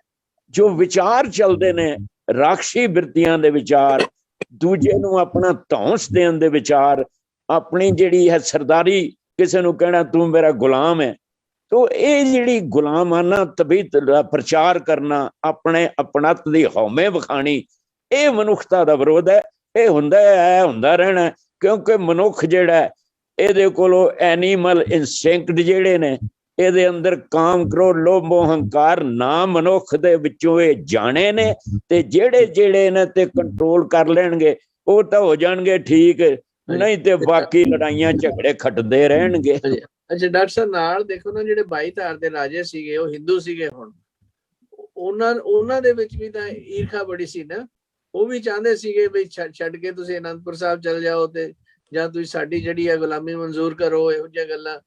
ਤੇ ਉਹਨਾਂ ਦੀ ਵਿਰੋਧਤਾ ਗੁਰੂ ਸਾਹਿਬ ਦੀ ਜਿਹੜਾ ਜ਼ੁਲਮ ਦਾ ਸ਼ੁਰੂ ਕੀਤਾ, ਉਹਦਾ ਪਹਾੜੀ ਰਾਜਾ ਨੇ ਸ਼ੁਰੂ ਕੀਤਾ ਨਾ, ਉਹ ਫਿਰ ਗਾਂ ਦੀ ਗਾਂ ਉਹਨਾਂ ਨੇ ਹੱਥ ਬਣਾ ਲਏ ਦੂਜੇ ਜਿਹੜੇ ਮੁਗਲ ਫੌਜ ਸੀਗੀ। ਤੇ ਮੇਰਾ ਮਤਲਬ ਜ਼ੁਲਮ ਜਿਹੜਾ ਇਕੱਲਾ ਇੱਕ ਪਾਸੇ ਨਹੀਂ ਆਇਆ, ਇਹ ਦੋਨੇ ਪਾਸੇ ਆਇਆ, ਹਿੰਦੂਆਂ ਵੱਲੋਂ ਵੀ ਤੇ ਜਿਹੜੇ ਜ਼ਾਲਮੀ ਹਿੰਦੂ ਸੀ ਪਹਾੜੀ ਰਾਜ ਕਾਇਰ ਹੁੰਦੇ, ਦੇਖੋ ਜੀ ਕਾਇਰ, ਜਿਹੜੀ ਕਾਇਰਤਾ ਹੈ ਉਹ ਵੀ ਤਾਂ ਮਨੁੱਖ ਦੀ ਵਿਸ਼ੇਸ਼ਤਾ ਹੈ, ਉਹ ਵੀ ਤਾਂ ਮਨੁੱਖੀ ਕਰੈਕਟਰ ਦੇ ਵਿੱਚ ਹੀ ਕਾਇਰਤਾ ਹੁੰਦੀ ਹੈ, ਡਰਨਾ ਆਪਣੇ ਆਪ ਨੂੰ। ਜਿਹੜਾ ਅਸਲੀ ਇਨਸਾਨ, ਜਦੋਂ ਸੰਪੂਰਨ ਇਨਸਾਨ ਤੇ ਉਹ ਹੁੰਦਾ ਜਿਹਦੀ ਚਮੜੀ 'ਚ ਡਰ ਕੋਈ ਨਹੀਂ। ਖਾਲਸਾ ਉਹ ਸ਼ਖਸੀਅਤ ਹੈ, ਖਾਲਸੇ ਦੀ ਹੋਂਦ ਇੱਕ ਐਸੀ ਹੋਂਦ ਹੈ ਜਿਹਦੇ ਵਿੱਚ ਕਿ ਡਰ ਨਾਮ ਦਾ ਚੀਜ਼ ਨਹੀਂ ਹੈ। ਇਸੇ ਕਰਕੇ 1.25 लाख से एक लड़ाऊं तबे गोबिंद सिंह नाम कहूं। ਇਹ ਤਾਂ ਗੱਲ ਹੈ ਜੀ, ਜਦੋਂ ਆਜ਼ਾਦੀ ਦੀ ਗੱਲ ਤਾਂ ਹੋ ਸਕਦੀ ਸੀ ਜੇ ਮੌਤ ਨੂੰ ਵਾਰਨ ਦਾ ਜਜ਼ਬਾ ਹੋਵੇ, ਤੇ ਖਾਲਸਾ ਜਿਹੜਾ ਹਰ ਯੁੱਗ ਵਿੱਚ ਨਿੱਤਰਦਾ ਰਿਹਾ, ਉਦੋਂ ਨਹੀਂ ਨਿੱਤਰਿਆ। ਤੁਸੀਂ ਸਾਰਾ ਇਤਿਹਾਸ ਦੇਖ ਲਓ, ਅੰਗਰੇਜ਼ਾਂ ਵੇਲੇ ਦੇਖ ਲਓ, ਹੁੰਦੀਆਂ ਸਰਕਾਰਾਂ ਵਿਰੁੱਧ ਦੇਖ ਲਓ, ਖਾਲਸਾ ਉਹੀ ਹੈ। ਹਾਂਜੀ, thank you doctor Sahib. Doctor Vinder Singh, ਤੁਸੀਂ ਆ ਸੁਣੇ ਸਾਰਿਆਂ ਦੇ ਵਿਚਾਰ ਜਿਹੜੇ ਨੇ, ਤੁਸੀਂ ਆਪਣੇ, ਤੁਹਾਡਾ ਕੀ ਖਿਆਲ ਹੈ ਇਸ ਵਕਤ ਇਹ ਸਭ ਵਿਚਾਰ ਸੁਣਨ ਤੋਂ ਬਾਅਦ? ਹਾਂਜੀ ਸਰ, ਸਭ ਤੋਂ ਪਹਿਲਾਂ ਤੇ ਮੈਂ ਉਹ ਚੀਜ਼ ਨੂੰ ਟੱਚ ਕਰਨਾ ਚਾਹਾਂਗਾ ਜਿਹੜਾ ਸਾਡੇ ਹੋਈ ਸੀ ਪਹਿਲੀ ਗੱਲ, ਕਿ ਦੇਵਤਿਆਂ ਤੇ ਗੁਰੂਆਂ ਦਾ ਕੰਪੈਰੀਜ਼ਨ। ਐਕਚੁਅਲੀ ਕੀ ਹੁੰਦਾ ਹੈ ਕਿ ਜਦੋਂ ਅਸੀਂ ਕਿਸੇ ਹਿੰਦੂ ਸ਼ਖਸ ਨਾਲ ਗੱਲ ਕਰ ਰਹੇ ਹੁੰਦੇ ਆ ਨਾ, ਕਿਉਂਕਿ ਉਹਦੀ ਹਿੰਦੂ ਦੇਵਤਿਆਂ ਤੇ ਸ਼ਰਧਾ ਹੁੰਦੀ ਹੈ, ਤੇ ਅਸੀਂ ਬੜੀਆਂ ਸਾਖੀਆਂ ਸੁਣਦੇ ਆ ਜਿਹਦੇ ਚ ਹੁੰਦਾ ਹੈ ਕਿ ਜਦੋਂ ਕੋਈ ਹਿੰਦੂ ਜੈਂਟਲਮੈਨ ਗੁਰੂ ਸਾਹਿਬ ਦੇ ਦਰਸ਼ਨ ਕਰਨ ਆਇਆ ਤੇ ਗੁਰੂ ਸਾਹਿਬਾਂ ਨੇ ਉਹਨੂੰ ਉਹਨਾਂ ਦੇ ਦੇਵਤਿਆਂ ਦੇ ਰੂਪ ਵਿੱਚ ਦਰਸ਼ਨ ਦਿੱਤੇ। ਸੋ ਇਹ ਇੱਕ ਪਹਿਲੀ ਗੱਲ ਤੇ ਇੱਕ ਮੈਸੇਜ ਹੁੰਦਾ ਹੈ, ਇਹਦੇ ਵਿੱਚ ਰਿਐਲਿਟੀ ਵੀ ਹੁੰਦੀ ਹੈ। ਆਈ ਡੂ ਬਲੀਵ, ਤੁਹਾਡਾ ਕੀ ਧਾਰਨਾ ਆਈ ਡੋਂਟ ਨੋ। ਇਹ ਕਿਉਂਕਿ ਜਿਹੜੇ ਜਦੋਂ ਅਸੀਂ ਗੱਲ ਕਰਦੇ ਆ ਨਾ, ਇੱਕ ਗੱਲ ਦੇ ਵਿੱਚ ਅਸੀਂ ਸਾਰਾ ਮੈਸੇਜ ਨਹੀਂ ਦੇ ਸਕਦੇ। ਜਦੋਂ ਅਸੀਂ ਲਫ਼ਜ਼ ਵਰਤ ਲੈਂਦੇ ਹਾਂ, ਜਿਸ ਤਰ੍ਹਾਂ ਡਾਕਟਰ ਵਾਸੂ ਜੀ ਨੇ ਕਿਹਾ ਕਿ ਲੜਾਈ ਜਿਹੜੀ ਮੁਸਲਮਾਨਾਂ ਦੇ ਖਿਲਾਫ ਨਹੀਂ ਸੀ, ਪਰ ਲਫ਼ਜ਼ ਮੁਸਲਮਾਨ ਕਿਉਂ ਆਉਂਦਾ ਹੈ? ਕਿਉਂਕਿ ਉਸ ਮੌਕੇ ਤੇ ਜਿਹੜਾ ਜ਼ਿਆਦਾ ਜੰਗਾਂ ਨੇ ਉਹ ਮੁਸਲਮਾਨ ਦੇ ਨਾਲ ਲੜੀਆਂ ਗਈਆਂ, ਪਰ ਉਹ ਜੰਗ ਮੁਸਲਮਾਨਾਂ ਦੇ ਨਾਲ ਨਹੀਂ ਸੀ, ਜੰਗ ਤੇ ਕੇਵਲ ਤਸ਼ੱਦਦ ਦੇ ਖਿਲਾਫ ਸੀ। ਤਸ਼ੱਦਦ ਉਸ ਵੇਲੇ ਕੋਈ ਸਿੱਖ ਕਰਦਾ ਜਾਂ ਹਿੰਦੂ ਕਰਦਾ, ਉੱਥੇ ਵੀ ਜੰਗ ਉਹੀ ਹੋਣੀ ਸੀ ਗੁਰੂ ਸਾਹਿਬ ਦੀ। ਰਾਈਟ, ਸਿਮਿਲਰਲੀ ਹਾਂਜੀ, ਜ਼ੁਲਮ ਦੇ ਵਿਰੁੱਧ ਸੀ ਲੜਾਈ। ਹਾਂਜੀ, ਜ਼ੁਲਮ ਦੇ ਵਿਰੁੱਧ। ਯੈਸ, ਅੱਖਰ ਕਹਿਣ ਚ ਆ ਜਾਂਦਾ ਹੈ ਤੇ ਉਹ ਮੈਸੇਜ, ਉਹ ਅੱਖਰ ਕਈ ਵਾਰੀ ਥੋੜਾ ਜਿਹਾ ਪਿੰਚਿੰਗ ਹੁੰਦਾ ਹੈ, ਉਹ ਪੂਰਾ ਮੀਨਿੰਗਫੁਲ ਨਹੀਂ ਹੁੰਦਾ। ਇਸੇ ਤਰ੍ਹਾਂ ਜਿਸ ਤਰ੍ਹਾਂ ਭਾਟੀਆ ਜੀ ਨੇ ਗੱਲ ਕੀਤੀ ਸੀ, ਹਾਂਜੀ, ਜਿਉਂ ਆਪਾਂ ਪੜ੍ਹਦੇ ਆ, ਖਾਲਸਾ ਸੋ ਜੋ ਨਿਰਧਨ ਕੋ ਪਾਲੇ, ਖਾਲਸਾ ਸੋ ਜੋ ਦੁਸ਼ਟ ਕੋ ਗਾਲੇ। ਉਹ ਜਿਹੜੇ ਦੁਸ਼ਟ ਕਿਤੇ ਵੀ ਹੋ ਸਕਦੇ, ਸਿੱਖਾਂ ਜੋ ਵੀ ਦੁਸ਼ਟ ਹੋ ਸਕਦੇ ਨੇ, ਹਿੰਦੂਆਂ ਜੋ ਵੀ, ਮੁਸਲਮਾਨਾਂ, ਬਾਕੀ ਧਰਮਾਂ ਸਭ ਦੁਸ਼ਟ ਕਿਤੋਂ ਵੀ ਹੋ ਸਕਦੇ ਨੇ।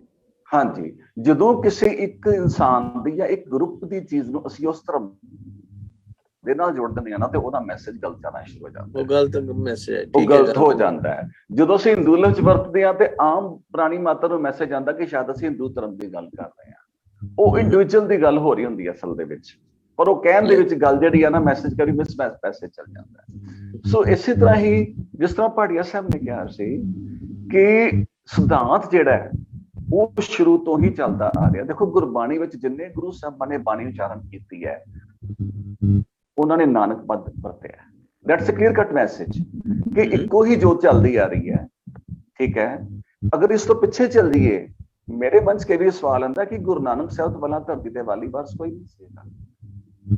ਮਤਲਬ ਦੇਖੋ, ਉਹਨੂੰ ਇਹ ਨਾ ਸੋਚਦਾ ਕਿ ਮੈਂ ਮੈਸੇਜ ਤੋਂ, ਆਪਣੇ ਟੌਪਿਕ ਤੋਂ ਭਟਕ ਗਿਆ ਵਾਂ। ਇੱਕ ਸੋਚ ਨੂੰ ਲੈਣ ਵਾਸਤੇ ਆਦਿ ਤੋਂ, ਜਦੋਂ ਤੋਂ ਪਰਮਾਤਮਾ ਨੇ ਸ੍ਰਿਸ਼ਟੀ ਬਣਾਈ ਹੈ, ਉਹਨੇ ਸੰਸਾਰ ਦਾ ਭਲਾ ਕਰਨ ਵਾਸਤੇ ਆਪਣੇ ਗੁਰੂ ਜਨ ਵੀ ਭੇਜੇ। ਅਗਰ ਅਸੀਂ ਇਹ ਮੰਨਦੇ ਹਾਂ, ਹਾਂਜੀ, ਅਗਰ ਅਸੀਂ ਇਹ ਮੰਨਦੇ ਹਾਂ ਕਿ ਪਰਮਾਤਮਾ ਨੇ ਗੁਰੂ ਨਾਨਕ ਸਾਹਿਬ ਤੋਂ ਪਹਿਲਾਂ ਵੀ ਭੇਜੇ ਹੋਣਗੇ, ਠੀਕ ਹੈ, ਹੁਣ ਇੱਥੇ ਮਤਲਬ ਇਹ ਨਹੀਂ ਮੈਂ ਤੇ ਗੁਰੂ ਨਾਨਕ ਸਾਹਿਬ ਨੂੰ ਆਦਿ ਗੁਰੂ ਮੰਨਦਾ। ਮੈਂ ਗੁਰੂ ਨਾਨਕ ਸਾਹਿਬ ਨੂੰ 1469 ਦੇ ਵਿੱਚ ਪੈਦਾ ਹੋਇਆ ਇਨਸਾਨ ਨਹੀਂ ਮੰਨਦਾ। ਪਰਮਾਤਮਾ, ਉਹਨਾਂ ਨੇ ਬਣਾਈ ਸ੍ਰਿਸ਼ਟੀ ਮੇਰੇ ਗੁਰੂ ਨਾਨਕ ਦੇਵ ਬਣਾਈ ਹੈ। ਸੋ ਇਸੇ ਤਰ੍ਹਾਂ ਜਦੋਂ ਅਸੀਂ ਇਸ ਸੋਚ ਨੂੰ ਲੈ ਕੇ ਚੱਲਦੇ ਹਾਂ, ਤੇ ਫਿਰ ਸਾਨੂੰ ਸਾਰੇ ਧਰਮ ਆਪਸ ਵਿੱਚ ਮਰਜ ਹੁੰਦੇ ਨਜ਼ਰ ਆ ਜਾਂਦੇ ਸ਼ੁਰੂ ਹੋ ਜਾਂਦੇ ਨੇ। ਧਰਮ ਅਲੱਗ-ਅਲੱਗ ਨਹੀਂ ਰਹਿੰਦੇ। ਤਾਂ ਇਹ ਮਹਾਰਾਜ ਨੇ ਇੱਕ ਓਂਕਾਰ ਦਾ ਲਫ਼ਜ਼ ਵਰਤਿਆ ਨਾ ਮੁੱਢ ਦੇ ਵਿੱਚ। ਹਾਂਜੀ, ਹਾਂਜੀ, that's what it indicative of that. Thank you. ਤੇ ਡਾਕਟਰ ਆਪਣੇ ਗਿਆਨੀ ਸੁੱਚਾ ਸਿੰਘ ਜੀ। ਜੀ ਸਰ, ਤੁਸੀਂ ਆਪਣੇ ਵਿਚਾਰ ਹੋਰ ਪ੍ਰਗਟ ਕਰਨੇ ਹੋਣ ਇਸ ਡਿਸਕਸ਼ਨ ਦੇ? ਜੀ ਸਰ ਜੀ, ਇਸ ਤਰ੍ਹਾਂ ਕਿ ਆਪਣੇ ਆਪਣੇ ਗਿਆਨੀ ਧਰਮ ਸਿੰਘ ਹੋਰਾਂ ਨੇ ਗੋਕਲ ਚੰਦ ਨਾਰੰਗ ਦਾ ਰੈਫਰੈਂਸ ਦਿੱਤਾ ਸੀਗਾ ਜੀ, ਉਹਦੀ ਕਿਤਾਬ ਗੁਰੂ ਗੋਬਿੰਦ ਸਿੰਘ ਜੀ ਦੇ ਬਾਰੇ ਚ ਲਿਖੀ ਹੋਈ ਹੈਗੀ ਇੱਕ, ਤੇ ਉਹ ਐਕਚੁਅਲੀ ਗੁਰੂ ਜਿਹੜਾ ਗੋਕਲ ਚੰਦ ਨਾਰੰਗ ਨੇ ਨਾ, ਇਹ ਤੇ ਠੀਕ ਹੈ ਜਿਹੜਾ ਉਹਨਾਂ ਨੇ ਕੋਟ ਕੀਤਾ ਉਹ ਤੇ ਮੈਸੇਜ ਇਸੇ ਤਰ੍ਹਾਂ ਹੀ ਹੈ, ਲੇਕਿਨ ਉਹਦੀ ਕਿਤਾਬ ਦੇ ਵਿੱਚ ਜਿਹੜਾ ਮੈਸੇਜ ਉੱਪਰ ਕੇ ਆਉਂਦਾ ਨਾ ਜੀ ਅਸਲ 'ਚ, ਉਹਨੇ ਉੱਥੇ ਸ਼ੋਅ ਇਹ ਕੀਤਾ ਹੈ ਕਿ ਗੁਰੂ ਗੋਬਿੰਦ ਸਿੰਘ ਜੀ ਟੋਟਲੀ ਗੁਰੂ ਨਾਨਕ ਦੇਵ ਜੀ ਦੀ ਸਿੱਖਿਆ ਤੋਂ ਦੂਸਰੇ ਪਾਸੇ ਚੱਲ ਰਹੇ ਸੀਗੇ। ਗੁਰੂ ਨਾਨਕ ਦੇਵ ਜੀ ਬਿਲਕੁਲ ਸ਼ਾਂਤ ਤੇ ਗੁਰੂ ਗੋਬਿੰਦ ਸਿੰਘ ਜੀ ਫੌਜਾਂ ਰੱਖਦੇ ਤੇ ਲੜਦੇ। ਉਸ ਨੇ ਵੈਸੇ ਇਸ ਤਰ੍ਹਾਂ ਉਹਦੇ ਵਿੱਚ ਸ਼ੋਅ ਕੀਤਾ ਹੋਇਆ ਉਸ ਕਿਤਾਬ ਦੇ, ਮੈਨੂੰ ਪਤਾ ਉਸ ਕਿਤਾਬ ਦਾ ਜੀ। ਖੈਰ ਮੈਂ ਮੱਟ ਜਾਈ ਬਸ ਪੁਆਇੰਟ ਆਊਟ ਕਰਨਾ ਚਾਹੁੰਦਾ ਸੀਗਾ ਕਿ ਵੀ ਪੂਰੀ ਤਰ੍ਹਾਂ ਗੋਕਲ ਚੰਦ ਨਾਰੰਗ ਨੇ ਜਿਹੜਾ ਸਾਡੇ ਨਾਲ ਕੋਈ ਇਨਸਾਫ ਨਹੀਂ ਕੀਤਾ ਉੱਥੇ ਗੁਰੂ ਮਹਾਰਾਜ ਦੇ ਨਾਲ। ਜਿਹੜੇ ਆਪਣੇ ਹੈਗੇ ਨੇ ਜਿਹਨੂੰ ਕਹਿੰਦੇ ਕਿਤਾਬ ਸਾਹਿਬ ਕਮਾਲ ਦੇ ਵਿੱਚ, ਉਹ ਤੇ ਲਾਲਾ ਦੌਲਤ ਰਾਏ ਦੀ ਹੈ। ਹਾਂਜੀ, ਉਹ ਲਾਲਾ ਦੌਲਤ ਰਾਏ ਦੀ ਕਿਤਾਬ ਹੈ ਜੋ ਡਿਫਰੈਂਟ ਹੈਗੀ ਹੈ।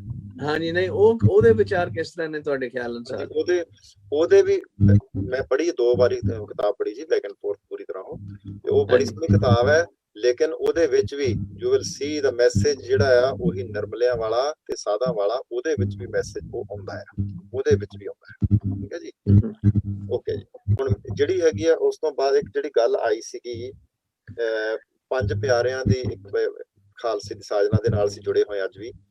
5 ਪਿਆਰਿਆਂ ਦਾ ਜੀ ਮੈਂ ਪਿਛਲੀ ਵਾਰੀ ਬੇਨਤੀ ਕੀਤੀ ਸੀ, ਆਮ ਸ਼ੋਰ ਕਿ ਵੀ ਤੁਹਾਨੂੰ ਬਹੁਤਾ ਉਸ ਵੇਲੇ ਉਹ ਆਈਡੀਆ, ਕਿਉਂਕਿ ਨਵਾਂ ਹੁੰਦਾ ਤੇ ਕਈ ਵਾਰੀ ਚੰਗਾ ਨਹੀਂ ਲੱਗਦਾ ਹੁੰਦਾ, ਜਿਹੜਾ ਨਾ ਜੀ ਗੁਰੂ ਮਹਾਰਾਜ ਨੇ ਜਿਹੜਾ ਗੁਰੂ ਗੋਬਿੰਦ ਸਿੰਘ ਜੀ ਸੱਚੇ ਪਾਤਸ਼ਾਹ ਜੀ ਜਦੋਂ ਆਪਣਾ ਜਿਹੜਾ ਸਰੀਰਕ ਰੂਪ ਹੈ, ਉਹ ਵੀ ਤਾਂ ਇੱਕ ਹੁੰਦਾ ਨਾ ਜੀ, ਇੱਕ ਜਿਹੜੀ ਆਤਮਾ ਤੇ ਅਸੀਂ ਕਹਿ ਦਿੰਦੇ ਗੁਰੂ ਗ੍ਰੰਥ ਸਾਹਿਬ ਦੇ ਵਿੱਚ ਹੈ, ਉਹ ਜਿਹੜੀ ਆਤਮਾ ਦਾ ਮਤਲਬ ਹੈ ਕਿ ਜਿਹੜਾ ਆਤਮਿਕ ਗਿਆਨ ਹੈ, ਠੀਕ ਹੈ ਜੀ। ਆਤਮਾ ਨੂੰ ਰੂਹ ਨਹੀਂ ਮੰਨਣਾ ਚਾਹੀਦਾ, ਜਿੱਥੇ ਆਤਮਾ ਦਾ ਗਿਆਨ ਹੈ, ਆਤਮਿਕ ਗਿਆਨ ਜਿਹੜਾ ਉਹ ਤੇ ਸ਼੍ਰੀ ਗੁਰੂ ਗ੍ਰੰਥ ਸਾਹਿਬ ਦੇ ਵਿੱਚੋਂ ਹੀ ਆਏਗਾ।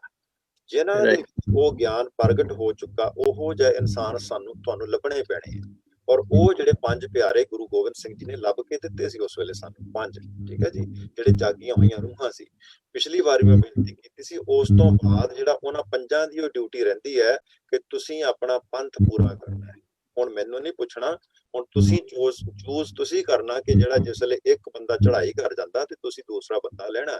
ਉਹ ਜਿਹੜਾ ਕਨਸੈਪਟ ਸਾਡੇ ਵਿੱਚੋਂ ਗਾਇਬ ਹੋਇਆ, ਔਰ ਉਹ ਗਾਇਬ ਹੋਣ ਦੇ ਨਾਲ ਕੀ ਹੋਇਆ ਕਿ ਮੈਂ ਬਹੁਤਾ ਪਿੱਛੇ ਨਾ ਵੀ ਜਾਵਾਂ ਤੇ ਮਿਸਲਾਂ ਦੇ ਟਾਈਮ ਦੀ ਗੱਲ ਕਰਾਂ, ਜਿਹੜੀਆਂ 12 ਮਿਸਲਾਂ ਸੀ ਨਾ ਜੀ, ਉਹ ਜਦੋਂ ਆਪਣੇ ਵਿੱਚ ਕੋਈ ਵੀ ਸਿੱਖ ਉਹਨਾਂ ਦੇ ਦੂਸਰੀ ਮਿਸਲ ਦੇ ਵਿੱਚੋਂ ਟੁੱਟ ਕੇ ਦੂਸਰੀ ਦੇ ਵਿੱਚ ਜਾਂਦਾ ਸੀ, ਨਾਰਾਜ਼ ਹੋ ਗਿਆ ਤੇ ਕਿਸੇ ਕਾਰਨ ਵੀ ਜਾਂਦਾ ਸੀ, ਤੇ ਉਹ ਆਪਣਾ ਦੁਬਾਰਾ ਅੰਮ੍ਰਿਤ ਛਕਾਉਂਦੇ ਸੀਗੇ ਤਾਂ ਕਿ ਕਹਿ ਸਕਣ ਕਿ ਮੈਂ ਇਹਦਾ ਸਿੱਖ ਹਾਂ। ਇਹ ਸਾਡੇ ਇਹ ਡਿਵੀਜ਼ਨ ਜਿਹੜੀ ਹੋ ਗਈ ਕਿ ਫਲਾਣੇ ਜਥੇ ਦਾ ਮੈਂ ਅੰਮ੍ਰਿਤ ਛਕਿਆ ਤੇ ਮੈਂ ਜ਼ਿਆਦਾ ਵਧੀਆ ਸਿੱਖ ਹਾਂ, ਫਲਾਣੇ ਜਥੇ ਦਾ ਮੈਂ ਸਿੱਖ ਹਾਂ, ਇਹ ਜਿਹੜੀ ਡਿਵੀਜ਼ਨ ਕ੍ਰੀਏਟ ਕਰਨ ਦੇ ਵਾਸਤੇ ਇਹ ਮਰਜ਼ਾਦਾ ਸਾਡੇ ਵਿੱਚ ਨਿਰਮਲਿਆਂ ਨੇ ਸ਼ੁਰੂ ਲਿਆਂਦੀ ਸੀ। ਅਸਲ ਦੇ ਵਿੱਚ ਗੁਰੂ ਗੋਬਿੰਦ ਸਿੰਘ ਜੀ ਨੇ ਸਿਰਫ ਸਾਨੂੰ 5 ਪਿਆਰੇ ਇੱਕੋ ਹੀ ਗਰੁੱਪ ਦਿੱਤਾ ਸੀ। ਤੁਸੀਂ ਉਹ ਪਿਛਲੀ ਵਾਰੀ ਇਤਰਾਜ਼ ਥੋੜਾ ਜਿਹਾ ਇਹ ਵੀ ਆਇਆ ਸੀਗਾ, ਆਈ ਰਿਮੈਂਬਰ ਕਿ ਗਿਆਨੀ ਧਰਮ ਸਿੰਘ ਹੋਰਾਂ ਵੱਲੋਂ ਕਿ ਜੀ ਸਾਰੀ ਦੁਨੀਆ ਦੇ ਵਿੱਚ ਪੋਸੀਬਲ ਨਹੀਂ ਹੋ ਸਕਦੇ। ਗੁਰੂ ਨਾਨਕ ਦੇਵ ਜੀ ਤੇ ਇੱਕੋ ਹੀ ਸੀਗੇ ਪੂਰੇ ਹਿੰਦੁਸਤਾਨ ਦੇ ਵਿੱਚ ਉਸ ਵੇਲੇ, ਜਿਹੜੇ ਦੁਨੀਆ ਦੇ ਵਿੱਚ ਘੁੰਮ ਗਏ ਸੀ ਪੈਦਲ ਚੱਲ ਕੇ, ਉਹ ਇੱਕੋ ਹੀ ਸੀਗੇ ਨਾ ਜੀ। ਇਸੇ ਤਰ੍ਹਾਂ ਗੁਰੂ ਵੀ ਇੱਕੋ ਹੀ ਹੁੰਦਾ ਹੈ, ਗੁਰੂ 2 ਨਹੀਂ ਹੋ ਸਕਦੇ। ਗੁਰੂ ਗ੍ਰੰਥ ਸਾਹਿਬ ਤੇ ਫਿਜ਼ੀਕਲ ਪਾਰਟ ਅਦਾ ਕਰਨ ਦੇ ਵਾਸਤੇ 5 ਪਿਆਰੇ, ਉਹੀ ਭਾਈ ਦਇਆ ਸਿੰਘ, ਧਰਮ ਸਿੰਘ, ਹਿੰਮਤ ਸਿੰਘ, ਮੋਹਕਮ ਸਿੰਘ ਤੇ ਸਾਹਿਬ ਸਿੰਘ, ਉਹੀ ਹੋਣਗੇ, ਉਹ ਪੂਰੀ ਦੁਨੀਆ 'ਚ ਹੋਣਗੇ। ਹੁਣ ਤੇ ਸਾਡੇ ਇਕੱਲੇ ਅਕਾਲ ਤਖਤ ਦੇ 2-4 ਜਥੇ ਬਣੇ ਹੋਏ ਆ ਜੀ ਅੱਡ ਅੱਡ, ਕਿਉਂਕਿ ਉੱਥੇ ਜਥੇ ਅੱਡ ਅੱਡ ਬਣਾਤੇ। ਖੈਰ ਇਹ ਖਾਲਸਾ ਜਿਹੜਾ so that's a dynamic arm of ਜਿਹੜੀ ਹੈ ਗੁਰੂ ਗੋਬਿੰਦ ਸਿੰਘ ਜੀ ਦੀ, ਹਾਂਜੀ, ਜਿਹੜਾ ਉਹਨਾਂ ਦੀ ਆਤਮਿਕ ਜਿਹੜੀ ਗਿਆਨ ਹੈ ਜਿਹੜਾ ਉਹ ਤਾਂ ਗੁਰੂ ਗ੍ਰੰਥ ਸਾਹਿਬ ਦੇ ਵਿੱਚ ਹੈ, ਪਰ ਜਿਹੜੀ ਉਹਨਾਂ ਦੀ ਹੈਗੀ ਹੈ ਜਿਹੜੀ ਫਿਜ਼ੀਕਲ ਕਾਰ ਵਿਹਾਰ ਚਲਾਉਣ ਵਾਲੀ ਜਿਹੜੀ ਸ਼ਕਤੀ ਹੈ, ਉਹ ਉਹਨਾਂ ਦੀ ਉਹ ਹੈਗੀ ਹੈ ਖਾਲਸਾ, ਹਾਂਜੀ, ਉਹ ਪੰਥ ਦੇ ਵਿੱਚ ਹੈ, ਉਹ ਖਾਲਸੇ ਦੇ ਵਿੱਚ ਹੈ। ਇਸੇ ਵਾਸਤੇ ਹੀ ਤੁਸੀਂ ਇੱਕ ਚੀਜ਼ ਇਹ ਵੀ ਨੋਟ ਕਰਨੇ ਵਾਲੀ ਹੈ ਕਿ ਕਿਉਂ ਖਾਲਸੇ ਦੀ ਸਾਜਨਾ ਦੀ ਲੋੜ ਕਿਉਂ ਪੈਂਦੀ ਹੈ। ਇਹੀ ਅੱਜ ਟੌਪਿਕ ਹੈ ਨਾ ਜੀ। ਹੁਣ ਅਸੀਂ ਇਹ ਗੱਲ ਬਿਲਕੁਲ ਟੱਚ ਨਹੀਂ ਕੀਤੀ ਕਿ ਜੇਕਰ ਖਾਲਸੇ ਦੀ ਟ੍ਰੈਡੀਸ਼ਨ ਨਾ ਸ਼ੁਰੂ ਹੁੰਦੀ ਤੇ ਤੁਸੀਂ ਉਸ ਤੋਂ ਬਾਅਦ ਸਿੱਖ ਕਿਸ ਤਰ੍ਹਾਂ ਬਣਾਉਂਦੇ, ਸਿੱਖ ਬਣਨ ਦਾ ਸਿਲਸਿਲਾ ਕੀ ਹੋਣਾ ਸੀਗਾ। ਇੱਕ minute Giani ji, just I want to welcome Om Prakash ji. He's an attorney. He just joined over here.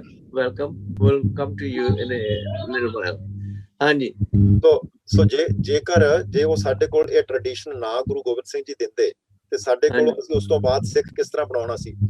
I personally think that was the main reason to make Khalsa. Otherwise, ਜੰਗਾਂ ਜੁੱਧਾਂ ਕਰਨੀਆਂ ਜੁਝਾਰੂ ਪ੍ਰਵਿਰਤੀ ਇਹਨਾਂ ਦੇ ਵਿੱਚ ਉਹ ਪਹਿਲਾਂ ਹੈ ਹੀ ਸੀ। ਛੇਵੇਂ ਪਾਤਸ਼ਾਹ ਪ੍ਰਗਟ ਹੋ ਚੁੱਕੀ ਸੀ। ਗੁਰੂ ਨਾਨਕ ਦੇਵ ਜੀ ਜਦੋਂ ਪ੍ਰੇਮ ਖੇਲਣ ਦਾ ਜਾਲ ਲੈ ਕੇ ਆਇਆ ਤੇ ਉਹ ਸਾਰਾ ਕੁਝ ਪਹਿਲਾਂ ਤੋਂ ਆ ਹੀ ਰਿਹਾ ਸੀਗਾ। ਜਿਹੜੀ ਚੇਂਜ ਜਿਹੜੀ ਆਉਂਦੀ ਹੈ ਉਹ ਜਿਹੜੀ ਇਸੇ ਕਰਕੇ ਆਉਂਦੀ ਹੈ ਕਿ ਅਗਾਂਹ ਵਾਸਤੇ ਜੇ ਕਿਸੇ ਨੇ ਸਿੱਖ ਬਣਨਾ ਹੋਵੇ ਤੇ ਕਿਵੇਂ ਬਣੇ। ਹੁਣ ਅਸੀਂ ਆਪਣੇ ਧੀ ਪੁੱਤ ਨੂੰ ਤੇ ਉਦਾਂ ਹੀ ਸਿੱਖ ਮੰਨ ਲੈਂਦੇ ਆ। ਜੇ ਕੋਈ ਸਾਨੂੰ ਜਾਂ ਕੋਈ ਪੀਰ ਜਾਂ ਕੋਈ ਸਾਡਾ ਅਮਰੀਕਨ ਲੋਕ ਜਾਂ ਕੋਈ ਬਾਹਰਲੇ ਜਿਹੜੇ ਪੁੱਛਦੇ ਆ ਕਿ ਹਾਊ ਟੂ ਬਿਕਮ ਅ ਸਿੱਖ, ਫਿਰ ਅਸੀਂ ਕੀ ਕਹਿੰਦੇ ਆ? ਅਸੀਂ ਕਹਿੰਦੇ ਅੰਮ੍ਰਿਤ ਛਕਣਾ ਪੈਣਾ ਜੀ। ਉਹ ਤੇ ਸਾਰਿਆਂ ਤੇ ਲਾਗੂ ਹੁੰਦਾ ਨਾ ਜੀ। ਫਿਰ ਜੇ ਕ੍ਰਾਈਟੇਰੀਆ ਤੇ ਸਾਰਿਆਂ ਤੇ ਲਾਗੂ ਹੋਣਾ ਚਾਹੀਦਾ ਨਾ। ਮੇਰੇ ਧੀ ਪੁੱਤ ਤੇ ਵੀ ਹੋਣਾ ਚਾਹੀਦਾ ਉਹੀ ਚੀਜ਼। Yes. I have here Dr. Sardar Mandeep Singh ਗਿਆਨੀ ਇਹ ਹੈ ਨੇ ਗ੍ਰੰਥੀ ਨੇ ਮਿਸ਼ੀਗਨ ਗੁਰਦੁਆਰੇ ਦੇ ਵਿੱਚ ਤੇ ਪਿੱਛੋਂ ਉਹ ਵੀ ਸਾਡੇ ਨਾਲ ਜੁੜੇ ਨੇ। You guys are late coming. ਸਾਡਾ ਤਾਂ ਪ੍ਰੋਗਰਾਮ 15-20 ਮਿੰਟ ਰਹਿ ਗਿਆ ਸਿਰਫ। ਹਾਂਜੀ ਚਲੋ ਮੈਨੂੰ ਅੱਜ ਦੇ ਟੌਪਿਕ ਤੇ ਮੈਂ ਸੁਣਨਾ ਚਾਹਾਂਗਾ। ਮੈਂ ਫਿਰ ਅੰਤ ਵਿੱਚ ਆਪਣੇ ਵਿਚਾਰ ਦੇ ਸਕਦਾ। ਸਾਰੇ ਗੁਰਮੁਖ ਜਨਾਂ ਨੂੰ ਵਾਹਿਗੁਰੂ ਜੀ ਕਾ ਖਾਲਸਾ ਵਾਹਿਗੁਰੂ ਜੀ ਕੀ ਫਤਿਹ। ਤੁਸੀਂ ਪਹਿਲਾਂ ਆਪਣਾ ਕੰਟੀਨਿਊ ਰੱਖੋ, ਫਿਰ ਮੈਂ ਅੰਤ ਦੇ ਵਿੱਚ ਆਪਣਾ ਜੇ ਮੈਨੂੰ ਤੁਸੀਂ ਮੌਕਾ ਦੋਗੇ ਮੈਂ ਬੋਲ ਦਵਾਂ। ਅਸੀਂ ਸੋਚ ਕਹੇ ਆ ਵੀ ਮਹਾਰਾਜ ਨੂੰ why Guru Gobind Singh had to create a Khalsa.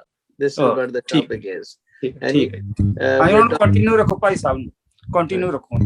We're talking about there were so many streams over there opposing the situation, trying to cause disruption in the progress of the mission of the Guru. Like we had the Ram Raiye and Tirmaliye, Masand and all, they were becoming obstructions. I mean, so Guru Maharaj ne fir decided that how he's going to abolish all those systems through the Nash doctrine and create a direct connection with Guru Sahib himself.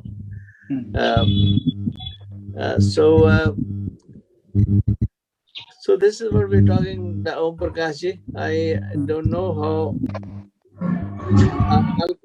You were in our group yesterday talking about Khalsa. What do you think, Om Prakash ji? Why do you think Guru Gobind Singh created a Khalsa? What's your view?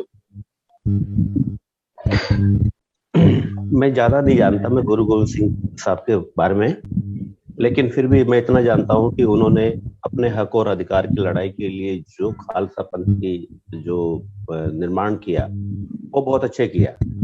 ये मैंने बहुत अच्छी बात देखी कि अपने हक और अधिकार को लेने के लिए, सुरक्षित रखने के लिए अपने आप को, और समय समय पर ऐसा भी वक्त आता है जब हथियार उठाना पड़ता है। तो जो खालसा पंथ की उन्होंने जो निर्माण किया और सिख कौम को सुरक्षित रखने के लिए, और सिख कौम को ही नहीं और भी कोई फरियादी उनके पास गया तो उसको सुरक्षित करने के लिए उन्होंने खालसा पंथ की स्थापना की। इसके लिए वो बहुत ऐतिहासिक शुक्रगुजार है हम उनका।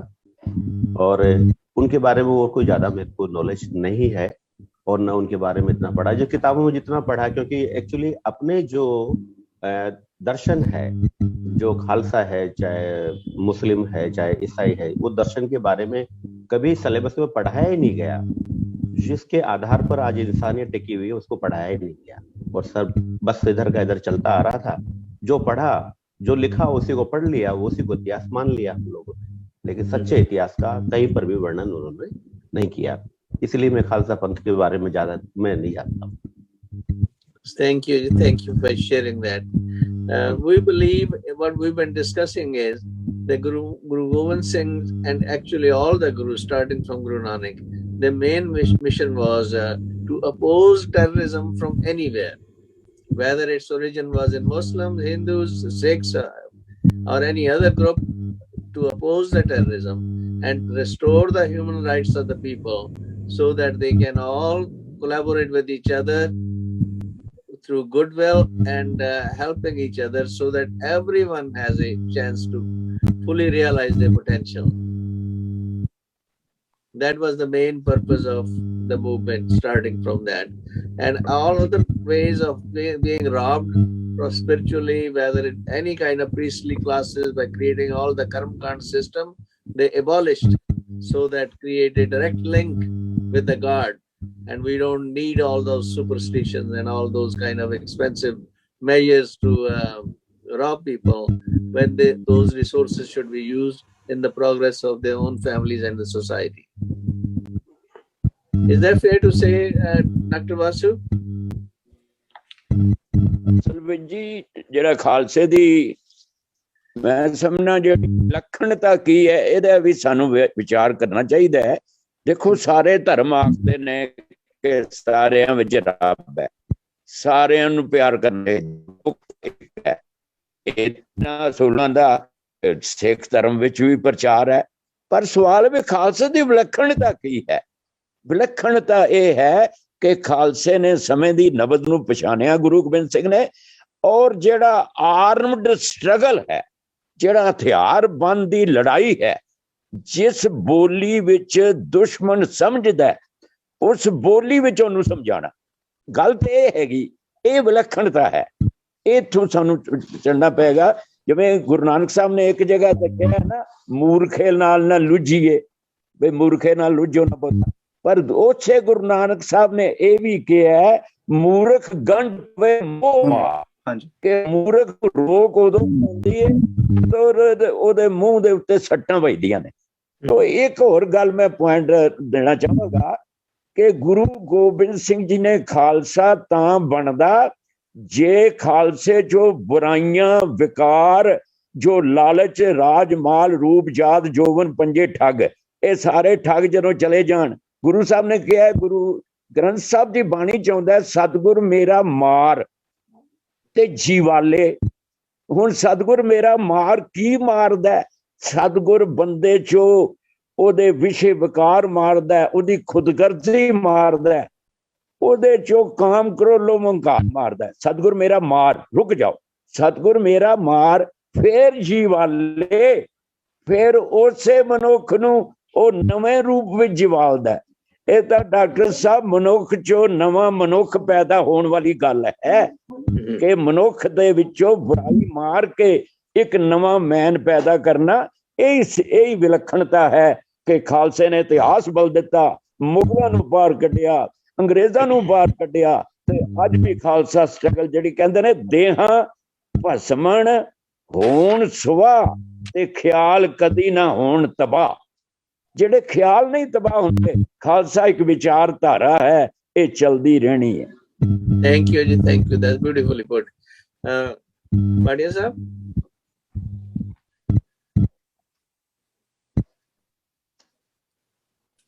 what would you tell?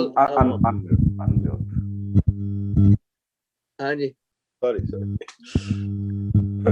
ਗਾਣਾ ਬਾਰੇ ਵਿੱਚ ਜਿਸ ਤਰ੍ਹਾਂ ਭਾਈ ਸੁੱਚਾ ਸਿੰਘ ਜੀ ਨੇ ਕਿਹਾ ਹੈ, ਬੜੇ ਠੀਕ ਗੱਲਾਂ ਕਹੀਆਂ ਨੇ ਕਿ ਵਕਤ ਦੇ ਨਾਲ ਸਾਰੀ ਇੱਕੋ ਦਿਨ ਉਹਨੇ ਕਰ ਦਿੱਤੀਆਂ। ਉਹਦੇ ਵਿੱਚ ਵੀ ਇੱਕ ਰਸ ਹੈ, ਕਿਉਂਕਿ ਆਖਿਰ ਵਿੱਚ ਜੋ could you say a little bit in English to explain Om Prakash ji? Yeah, I can do that. I can do that even better than that. नहीं, कोई बात नहीं, आप बोलिए बस समझ जाएंगे। अच्छा, ठीक है। So the reason for all these pukars also is to uplift the morale of the people. Pagdi jehdi hai, pagdi is a Turkish tradition. All Mughals used to wear turbans. All Hindu rajas, they had some sort of turban on their head. There are 25 different styles of turban, even in Rajasthan. So turban was to make people look like upper class people, like the kings and princes. Now, जो again Mughal या मुसलमाना दे again tradition है कि वो दाढ़ी रखते, भाई वो कुछ पार्ट वो शेव कर दें। तो जिन्हें फौजी होया करते सन, जेड़े भी जिन्हें मुसलमान, मेरा ख्याल काफी दारे उन्होंने दाढ़ी भी रखते सन। सो गुरु साहब ने एक ऐसा मॉडल बनाया जिहड़ा कि हर प्रकार तो अपने आप उच्चा समझे। ਸਿੰਘ ਦਾ ਲੋਕਾਂ ਨੂੰ ਸਿੰਘ ਦਾ ਨਾਮ ਦੱਸਣਾ, ਉਹ ਵੀ ਇੱਕ ਸੀਗ ਹੈਗਾ ਕਿ ਹਿੰਦੁਸਤਾਨ ਦੇ ਜਿਤਨੇ ਮਹਾਰਾਣੇ ਸੀ, ਮਹਾਰਾਣੇ ਸਭ ਸਿੰਘ ਸੀ। ਮਹਾਰਾਣਾ ਪ੍ਰਤਾਪ ਸਿੰਘ, यूपी ਦੇ ਬਿਹਾਰ ਜਿਤਨੇ ਵੱਡੇ ਠਾਕੁਰ ਹੋਏ ਨੇ ਸਭ ਸਿੰਘ ਦੇ ਨਾਮ, ਵੀਰ ਪ੍ਰਤਾਪ ਸਿੰਘ, ਉਹਨਾਂ ਸਭ ਸਿੰਘਾਂ ਦੇ ਨਾਂ ਨੇ। ਜਿਹੜੇ ਉੱਚੀ ਜਾਤ ਦੇ, ਜਿਹੜੇ ਹਾਈ ਕਾਸਟ ਪੀਪਲ ਸਨ, ਜਾਂ ਜਿਹੜੇ ਰਾਜੇ ਮਹਾਰਾਜੇ ਪ੍ਰਿੰਸਿਸ ਸਨ, ਨਾ ਸਿੰਘ ਹੋਇਆ ਕਰਦੇ ਸੀ। ਤੋ ਇਹ ਗੱਲਾਂ ਜਿੰਨੇ ਵੀ ਚਿੰਨ੍ਹ ਹਨ, ਹਰ ਇੱਕ ਚਿੰਨ੍ਹ ਦੇ ਨਾਲ ਉਹਨਾਂ ਨੇ ਉਹ ਸਿੰਘ ਨੂੰ ਹਰ ਉੱਚੇ ਤੋਂ ਉੱਚੇ ਪਰਸਨ ਦੇ ਨਾਲ ਇਕੁਏਟ ਕੀਤਾ ਹੈ। ਸੋ ਟਰਬਨ ਜਿਹੜੀ ਹੈ ਇੱਕ ਬਾਦਸ਼ਾਹਾਂ ਦੀ ਰਵਾਇਤ ਹੈ ਪਾਣੀ, ਤਾਂ ਲੱਗਾ ਤੁਸੀਂ ਬਾਦਸ਼ਾਹ ਤੋਂ ਘੱਟ ਨਹੀਂ ਹੈਗੇ। ਸੋ ਇਹ ਗੱਲ ਨਹੀਂ ਹੈ, ਇਹ ਨਹੀਂ ਕੋਈ ਰੂਹਾਨੀਅਤ ਭਰੀ ਹੋਈ ਹੈ, ਲੇਕਿਨ ਉਹਦੇ 'ਚ ਉਨ ਲੋਕਾਂ ਨੂੰ ਉਹਨਾਂ ਦਾ ਉਤਸ਼ਾਹ ਵਧਾਉਣ ਵਾਸਤੇ, ਉਹਨਾਂ ਨੂੰ ਮੋਰਲ ਉੱਚਾ ਕਰਨ ਵਾਸਤੇ ਇਹ ਸਭ ਕਾਰਾਂ ਦੀ ਉਸ ਵਕਤ ਲੋੜ ਸੀਗੀ। So these were the decisions to raise the morale of the people, and raise the morale of the people, also and make create them a feel kind equal. of like The highest of the society, to make them feel equal to that. So जो गल्ला ने भी फलाने कवि ने किया, फलाने कवि ने किया, मैं उनकी कोई वैलिडिटी नहीं है, वो कोई सुपरमैन नहीं, they are just people like us, अपने opinion, that doesn't mean anything. We have to take you from Guru Granth Sahib, और what Guru Nanak to से लेके उन तक हुंदा है, that is the foundation of all our thinking, all our bases to find out why the whole thing culminated into a Khalsa was the final episode, final stage, जिसने एक पूर्ण इंसान बनाया, जिन्हें कि संत और सी और सिपाही भी सीगा, क्योंकि सिपाही होने की लोड़ सी। और आजकल के जमाने में सिपाही जड़ा है, नहीं कि तलवारां नाल लड़ना है, ओदी दिमागी लड़ाई हर मोड़ से, जिंदगी दे हर मोड़ से चैलेंजेस आते हैं, and we have to take the challenges like a soldier spirit. So that's what I consider that. Thank you. Yeah, Gyari Mandeep Singh जी, तुसी हुण अपने विचार पेश करो। हाँ जी, ओम प्रकाश जी भी हमारे साथ जुड़े हुए, मैं उनके लिए हिंदी में बोलूंगा, क्योंकि पंजाबी तो असीं सारे जने समझते हैगे आ, ते पंजाबी वाले फिर हिंदी भी समझ सकते, तो वो चंगा एक इंटरकनेक्शन साडा बन जाएगा। कहने का मतलब ये है जी कि जब समाज को जो मनु ने 4 वर्णों में जब बांटा, तो एक अलग तरह की डिस्क्रिमिनेशन जो है उसको पूरे देश को उसका सामना भी करना पड़ा। और गुरु महाराज की जो सोच थी, जब साहिब श्री गुरु नानक देव जी महाराज से लेकर के 10 पातशाहियां तक जो भी हम सोच है लेके चलते हैं, संगत और पंगत की प्रथा आती है, स्थानों की प्रथा आती है, उसके शास्त्रवाद भी होते हैं, एनवायरनमेंट के लिए काम भी गुरु महाराज करते हैं। इसके अलावा जो है, क्योंकि एक जो बाकी हमारे जो भाइयों ने जो बात की है ना, कि एक मोराल ऊंचा करना, और जो जिसको प्रताड़ा किया था, जिसको नीचा दिखाया गया था, उसको उसके बराबर लेकर के आना, एक समानता, जरूरी नहीं कि एक इकोनॉमिकली एक समानता हो, उसका जो है वो दिमाग के तौर पर भी वैसा ही सोचे जैसे दूसरा जो है, जिसको अपर कास्ट वो कहते थे, उसको वैसे सोचने के लिए जो है एक प्लेटफॉर्म सेट किया था। जो जब खालसा जब सजाया गया, तो ये मैं ओम प्रकाश जी को भी समझाना चाहता हूँ, और बाकियां दे नाल भी साडी जिहड़ी हैगी गल यही है कि समाज में जो वंडियां पाईयां गईयां सी ना, ਉਹਨੂੰ जो है जो खालसा जो पूरे गुण जो ਅਸੀਂ ਗੁਰੂ ਮਹਾਰਾਜ ਦੀ ਜਿਹੜੀ ਸਾਰੇ ਜੀਵਨ ਦੀ ਜਦੋਂ ਹਿਸਟਰੀ ਦੇਖਦੇ 10 ਪਾਤਸ਼ਾਹੀਆਂ ਦੀ, ਉਹਦੇ ਵਿੱਚ ਜਦੋਂ ਗੁਣ ਜਿਹੜੇ ਹੈਗੇ ਇਕੱਠੇ ਹੁੰਦੇ ਗਏ, ਜਦੋਂ ਗੁਣ ਦਾ ਸੰਗ੍ਰਹਿ ਸੰਪੂਰਨ ਹੋ ਗਿਆ, ਤੇ ਫਿਰ ਗੁਰੂ ਮਹਾਰਾਜ ਨੇ ਜਦੋਂ ਅੰਤ ਦੇ ਵਿੱਚ ਜਿਹੜੀ ਬਖਸ਼ਿਸ਼ ਕਰਕੇ ਦੀ ਕੰਪਲੀਸ਼ਨ ਜਿਹੜੀ ਹੈ ਖਾਲਸਾ ਦੇ ਰੂਪ ਦੇ ਵਿੱਚ ਸਾਰੇ ਗੁਣਾਂ ਨੂੰ ਜੋ ਹੈ ਜੋ ਹੈ ਉਹਦੇ ਵਿੱਚ ਕਰਕੇ, ਤੇ ਇਹ ਫਿਰ ਖਾਲਸਾ ਜਿਹੜਾ ਹੈ ਉਹ, ਕਿਉਂਕਿ ਆਉਣ ਵਾਲੇ ਚੈਲੰਜ ਜਿਹੜੇ ਸੀਗੇ ਉਹਨਾਂ ਨੂੰ ਵੀ ਖਤਮ ਤਾਈਆਂ ਕੀਤਾ ਜਾ ਸਕਦਾ ਸੀ ਜੇ ਸਮਾਜ ਦੇ ਵਿੱਚ ਬਰਾਬਰਤਾ ਤੇ ਸਨਮਾਨਤਾ ਹੋਊਗੀ। ਮੇਰਾ ਇਹ ਕਹਿਣਾ ਹੈ। Thank you Om Prakash ji. एक मिसाल देते हैं गुरु अमरदास जी, वो कहते हैं कि भाई नदियां नाले जो भी हैं सब इकट्ठे होके they end up in the Ganges and all of them become Ganga Jal. You know, they come from all kinds of dirty water here and there and coming from all sources, as goes into the Ganga, then they become purified in contact and they become Ganga Jal. Same way the Khalsa which created by Guru Gobind Singh, all castes and creeds and all whoever came and joined under the canopy of Ek Onkar and followed the initiation by Guru Gobind Singh Ji, that they were asked to take sips from the same vessel, the Amrit which was prepared, to abolish all the differences and discriminations and all, to create, telling them that you are all one. There's no difference between Ek Onkar and you and me. We are all one. So that was quite a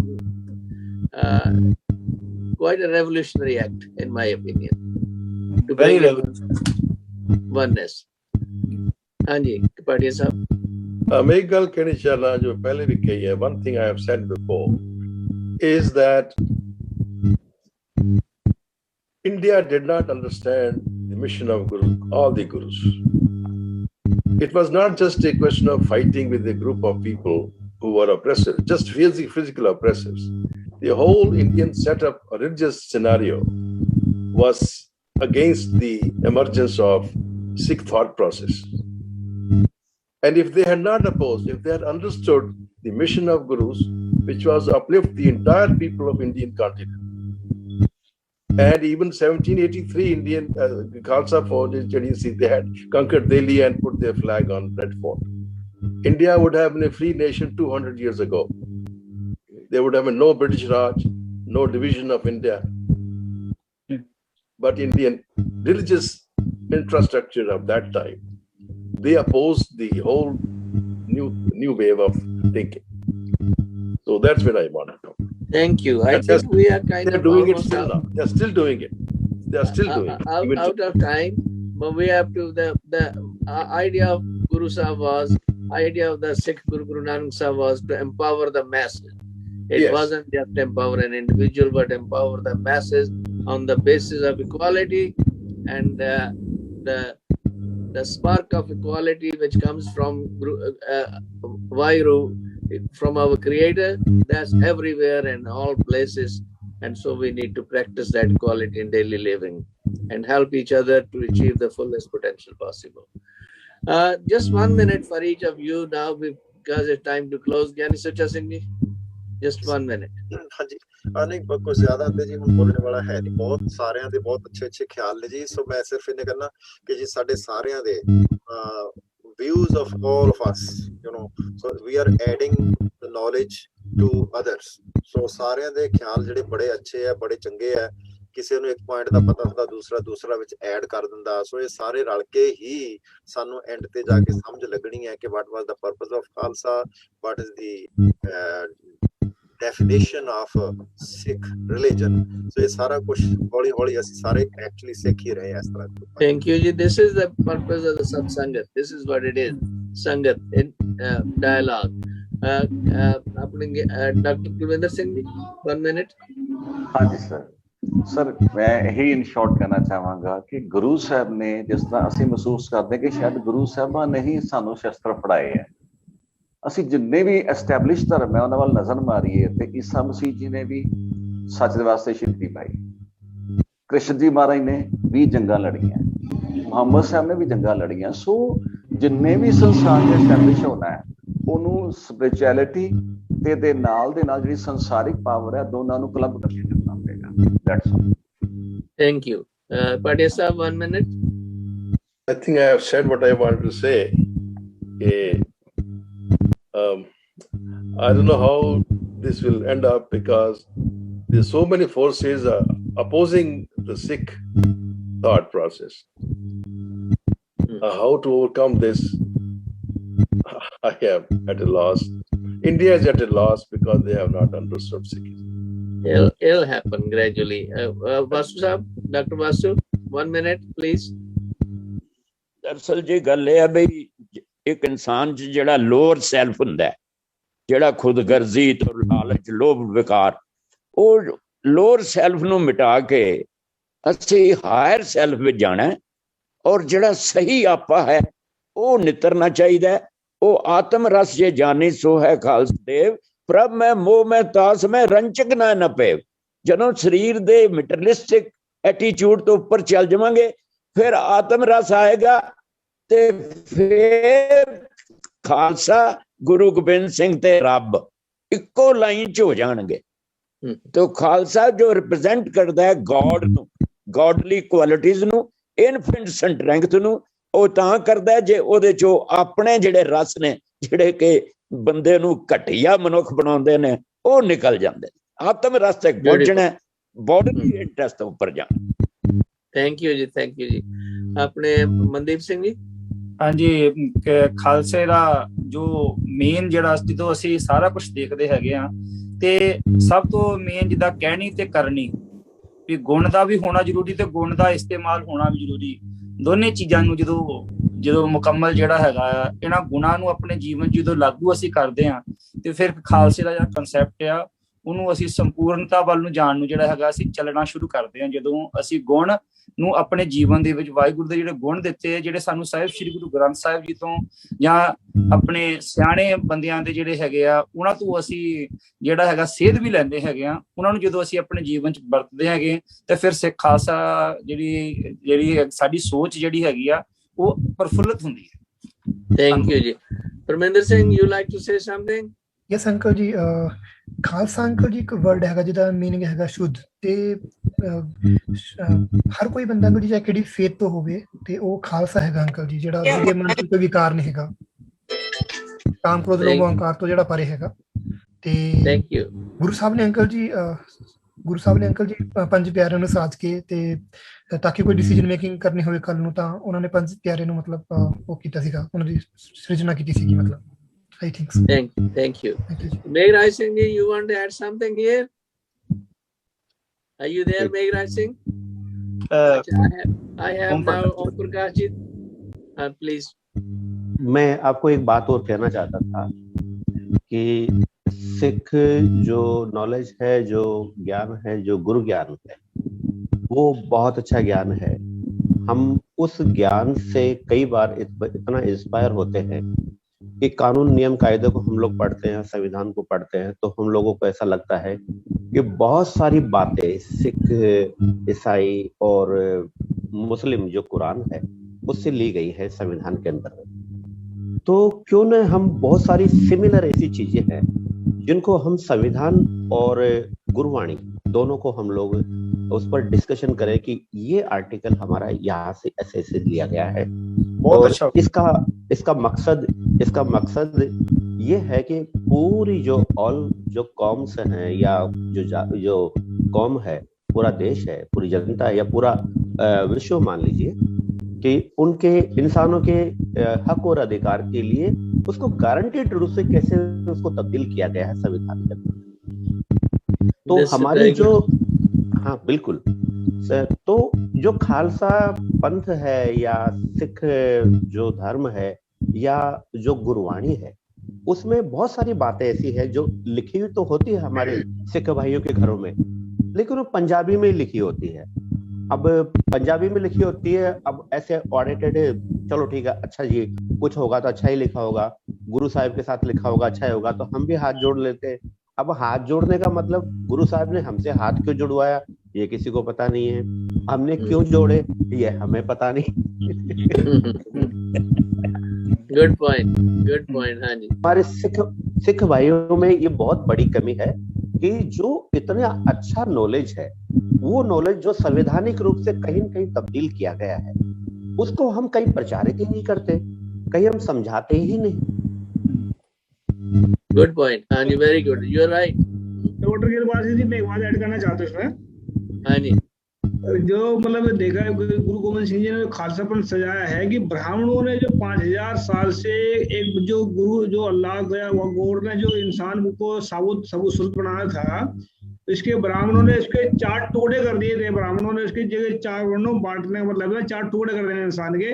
जैसे इंसान को कहते हैं भी ये सिर्फ दिमाग वाला होगा ब्राह्मण, और जो उनको अक्षत्री को बोलते हैं भुजा वाला होगा, और जो शूद्र उन्होंने पैर के नीचे मतलब एक इंसान के 4 टुकड़े कर दिए थे। तो गुरु गोविंद सिंह जी ने उन चारों टुकड़ों को एक साथ इकट्ठा करके एक मुकम्मल इंसान जो प्रकृति ने बनाया था, उसको प्रकृति ने दोबारा फिर उसको गुरु गोविंद सिंह जी ने इसको 4 टुकड़ों का इकट्ठे कर मतलब मुकम्मल इंसान बनाया, तो एक खालसा बनाया इसको। जी थैंक यू। मैं इस बारे में एक लाइन और बोल दूंगा। हाँ जी, कि जो ब्राह्मणिकल जो व्यवस्था है उसमें ब्राह्मण, क्षत्रिय, वैश्य और शूद्र बनाए गए, है ना। अब इसके अंदर जरा गौर से देखिए, जब एक माँ के एक नॉर्मल डिलीवरी से बच्चा होता है, दूसरा बच्चा होता है उसमें सिजेरियन होता है, तो यदि हम ब्रह्मा से ही निकले हैं सारे ही, तो कोई मुंह से निकला चलो उसको नॉर्मल डिलीवरी मान लीजिए, बाकी अगर सिजेरियन होके निकले तो हमारा क्या दोष है भाई, हम भी तो ब्राह्मण ही हुए ना, है ना। दूसरी चीज डेफिनेशन की बात है ना ये। दूसरी बात, एक ब्राह्मण वर्ड के आगे ही एक ब्राह्मण वर्ड के आगे ही ये देवता लगाते हैं, सिर्फ ब्राह्मण वर्ड के आगे, है ना। एक ब्राह्मण वर्ड के आगे ही देवता लगाते हैं, क्षत्रिय के आगे देवता नहीं लगता, शूद्र के आगे देवता नहीं लगता, वैश्य के आगे देवता नहीं लगता। तो फिर मेरा मानना यह है कि जितने देवता बनाए इन्होंने, 33 करोड़ जो बनाए हैं, वो सारे के सारे इसका मतलब ब्राह्मण है और कोई लेना देना नहीं है सब। मेरा मानना, देखिए मैं तो तर्क वितर्क पे जा रहा हूँ, ये कायदे की बात बता रहा हूँ मैं आपको। What you have said is correct, and that's what we say एक ओंकार। We are saying कि एक ओंकार, the रोशनी जो है ना, the spark है, जो ज्योत है, वो एक ओंकार से सब दुनिया में सब में आ गई, सो सब बरोबर है। Thank you ji for your participation. I appreciate very much. We are over time now, and yeah, so many valuable thoughts are over here, and especially I want to say that our Om Prakash ji said we should look at how the Samdhan contains all these ideas from the Gurbani. We should be talking with each other and also discussing with the others too, so that we have a more comprehensive understanding what it is all about. It's a good suggestion, and also suggestions from all other sources. Thank you again. Again, these are views of our individual people, not the official views of Voice of Manata. And we want to thank you for your participation, and we'll see you again next week. Waheguru Ji Ka Khalsa, Waheguru Ji Ki Fateh Ji।